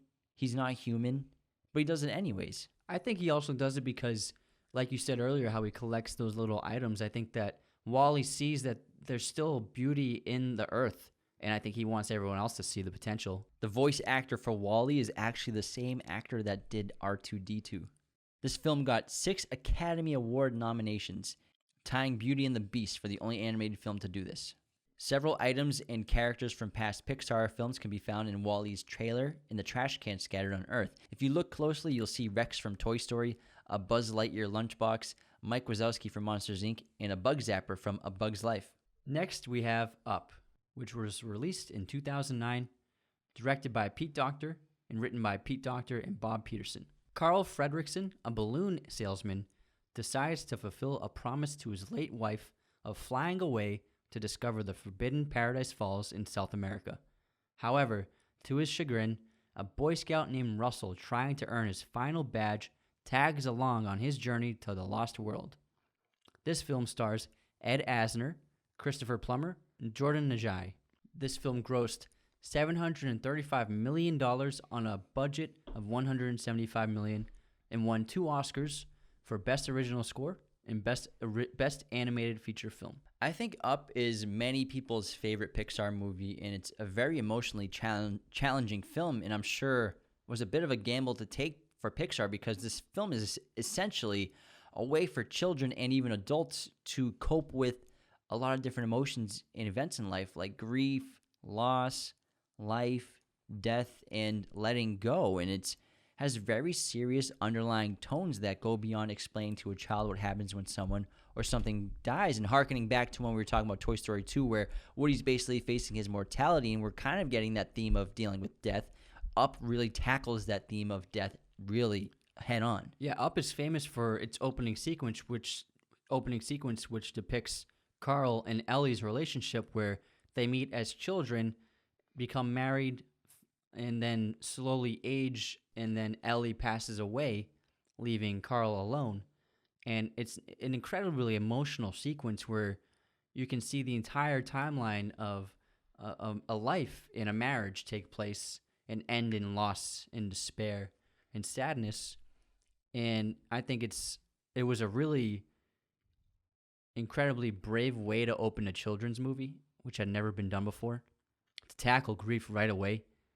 And also, I think it's vital to telling the story because Carl, on the surface, Carl is a grumpy old man, and it's a cliche character, but with this film, they show you that there's a little more to the grumpy old man. Maybe he's grumpy for a reason, This man lost his partner, and he's alone, and he misses her, and he's filled with despair, and so that's why he tends to be a grumpy and kind of a jerk. Yeah, if this movie doesn't make you cry at least like 2 or 3 times, you may not be human. Especially the first 10 minutes of this film, it's incredibly emotional, and this sequence of Carl and his wife in Ellie's life, it kind of gives me the feeling of a memory or memories of someone looking back on their life with their most loved person, and there's not much dialogue, and we just have this beautiful score by Michael Giacchino, which might be one of the best parts of the film, and it's very emotional. And this film was the second animated film to be nominated for an Academy Award for Best Picture,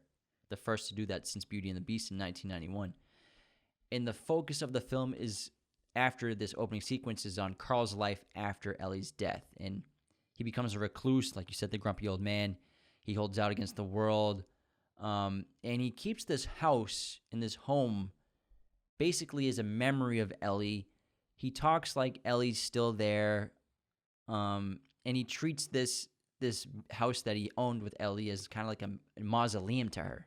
Yeah, and land developers in the city are trying to buy the house from him, and skyscrapers in the city has been built around this house, and it's the last house remaining. But he refuses to give it up because it was his and Ellie's house.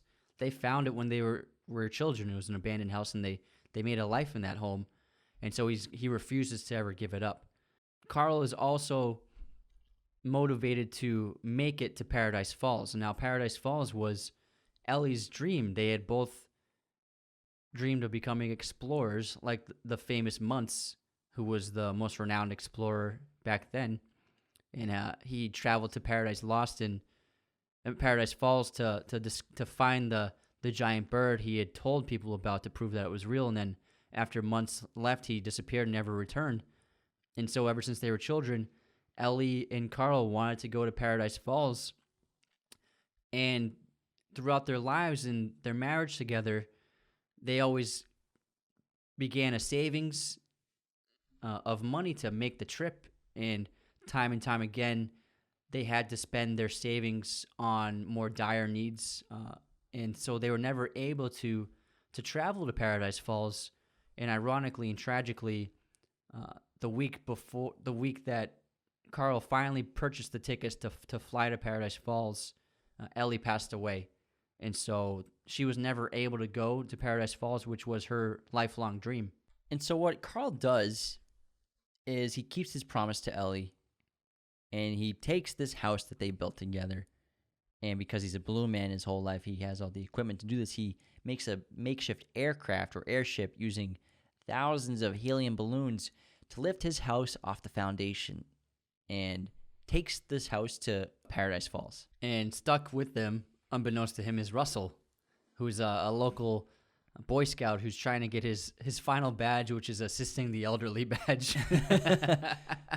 This is an amazing effect of computer animation where all these balloons were actually made individually, and there are 10,297 balloons for shots of the house flying and 20,622 balloons for the liftoff sequence, and a varying number in each of the other scenes. So it took an incredible amount of time and effort to make these realistic balloons and how they all interact with each other in this giant. And Russell is a unique character in the filmography of all of Disney's animated films because Russell's parents are divorced. And divorce was something that Disney has always avoided in its films. Throughout the entire filmography, they always, if there's a single parent in a household, generally that other parent has passed away. They've always kept divorce away from their storytelling. And putting a son of divorce in this film makes it more relatable to so many kids because we're children of divorce, and children of divorce make up a pretty large chunk of people in America. And so I think that Disney, throughout its history, has avoided the stigma of divorce, but they're pretty much avoiding the reality that not all relationships work out. And so I think it was a really great choice to have a child of divorce in this film. And Russell's motivation, again, like you said, is to get that final badge because this will complete his mission as an Eagle Scout, I think, which means that it would mean his father will go to his ceremony. And so really what he wants to do is he wants to spend time with his father, and he thinks that by getting this badge and completing his tasks, it will give him time to spend with his father, or maybe at least in his head, that's what he thinks. That's really touching. And so both of these people, Russell and Carl, the person they love most in the world isn't in their life. So Carl lost Ellie, and Russell's dad is absent in his life. They're both missing a part of their heart. Throughout the film, they both discover that they can fill that missing piece of their heart within each other, where Carl becomes a fatherly figure to Russell, and then Russell becomes a new family member to Carl. And of course, these are very dark tones and serious storylines, but we also get a ton of humor in this movie too. And the dogs in this film are hysterical, especially Doug, who has that collar that lets him speak human, and it's hysterical. It's squirrel. So many funny lines, and then we have that other like intimidating dog, and when he speaks through his thing, it's just like a very high pitched squeaky voice, so it's kind of hysterical. And so they do balance out the tone of the seriousness with a ton of great humor. And Kevin the bird is really funny too. And then it's got another great villain where Muntz, they end up finding Muntz, who's been living in Paradise Falls and seeking this bird that he has been telling the world about that he's trying to prove is real. And then we learn that the bird he's talking about is probably Kevin, the bird that Carl and Russell ran into when they first landed on Paradise Falls. And this leads to the plot of Muntz is trying to capture Kevin and kidnap him, and Russell and Carl are trying to stop that from happening. And so Russell goes to save Kevin, but him and Carl had a little fight, so Carl chooses to save his house instead because, again, this house represents Ellie. It represents their life, and he's not willing to let that go yet. So he does that instead of saving Kevin. And then Carl sees that Ellie really wanted Carl to move on, and he finds that note where Ellie's telling him that he has to continue living his life and move on and live a new adventure without her. And Carl eventually then gets rid of all this baggage of Ellie in the house and gets rid of all the furniture from inside the house. And so he's lightening the load of the house, but he's getting rid of his memories. Letting go of Ellie and moving to live back into the present moment of where he is in the world and living with these new people in his life and trying to save Kevin and Russell. And he eventually saves Russell and Kevin from the grasp of Muntz, and they get away on the blimp while Muntz falls to Paradise Falls where he'll be trapped. This is the ultimate metaphor of Carl finally letting go of his past and letting go of Ellie, and he's ready to move on and begin a new life and establish new relationships like Russell in his life. Yeah, it's not that he's forgetting Ellie and erasing her. He's just learning to not be obsessed with her and learning to let her go and to make room for new people and make room for new experiences. And again, no matter what happens in your life and who passes in your life, it's a horrible thing, but your life is going to go on and the sun's going to rise the next day. And this movie is great because it really shows that it's okay, of course, to grieve. It's good to grieve and to mourn loss, but it's also important to move on and to keep living. And that's part of growing up and that's part of life, and you can't avoid it. But life is still worth living. Yeah, and I think it's important for films like this to send that message to kids and young people because it allows them to understand that it's something that everyone goes through and they're going to go through it. And you can't allow grief and loss to destroy your life and completely dominate you. And everyone has to learn to overcome grief. And I think it's important for young people to learn that lesson and not to shelter them and not to make kids always feel happy and comfortable and at peace. But life has traumatic episodes, and I think it's important to show that to kids. During production, the animation department produced an average of 4 seconds of animation per week. That's how complicated this film was to make. Wow. It's a beautiful movie. Before the Up's release date, Pixar granted a Make-A-Wish from 10-year-old Colby Curtin to see the film before she died. Colby had been diagnosed with cancer and was too sick to go to a theater to see the film. And so a Pixar employee flew to the Curtin's house with a DVD of the finished film and screened it for her and her family. And Curtin died 7 hours later, shortly after seeing the film. I'm tearing up right now. That's really sad. And that sad note is an end to this episode of Raiders of the Lost podcast, episode 39 on Pixar, the history of how it was formed in the first 10 films in their amazing filmography. Pixar changed the landscape of animation and filmmaking, and they continue to turn out incredible films and are master storytellers. Thank you so much to everybody who tuned into this episode, whether you're watching on YouTube or listening in your car, at work, on Spotify, Apple Podcasts, Google Podcasts. Make sure to subscribe to our YouTube channel and follow us. Hit the notification bell so you know when new episodes are coming. Stay tuned and be aware of our new movie poster contest, especially that Star Wars limited edition Empire Strikes Back poster. You got to check it out. You got to win it. We got some really cool episodes coming up. Yeah, so stay tuned for more. We'll see you guys in the next episode. Thank you so much. Take care.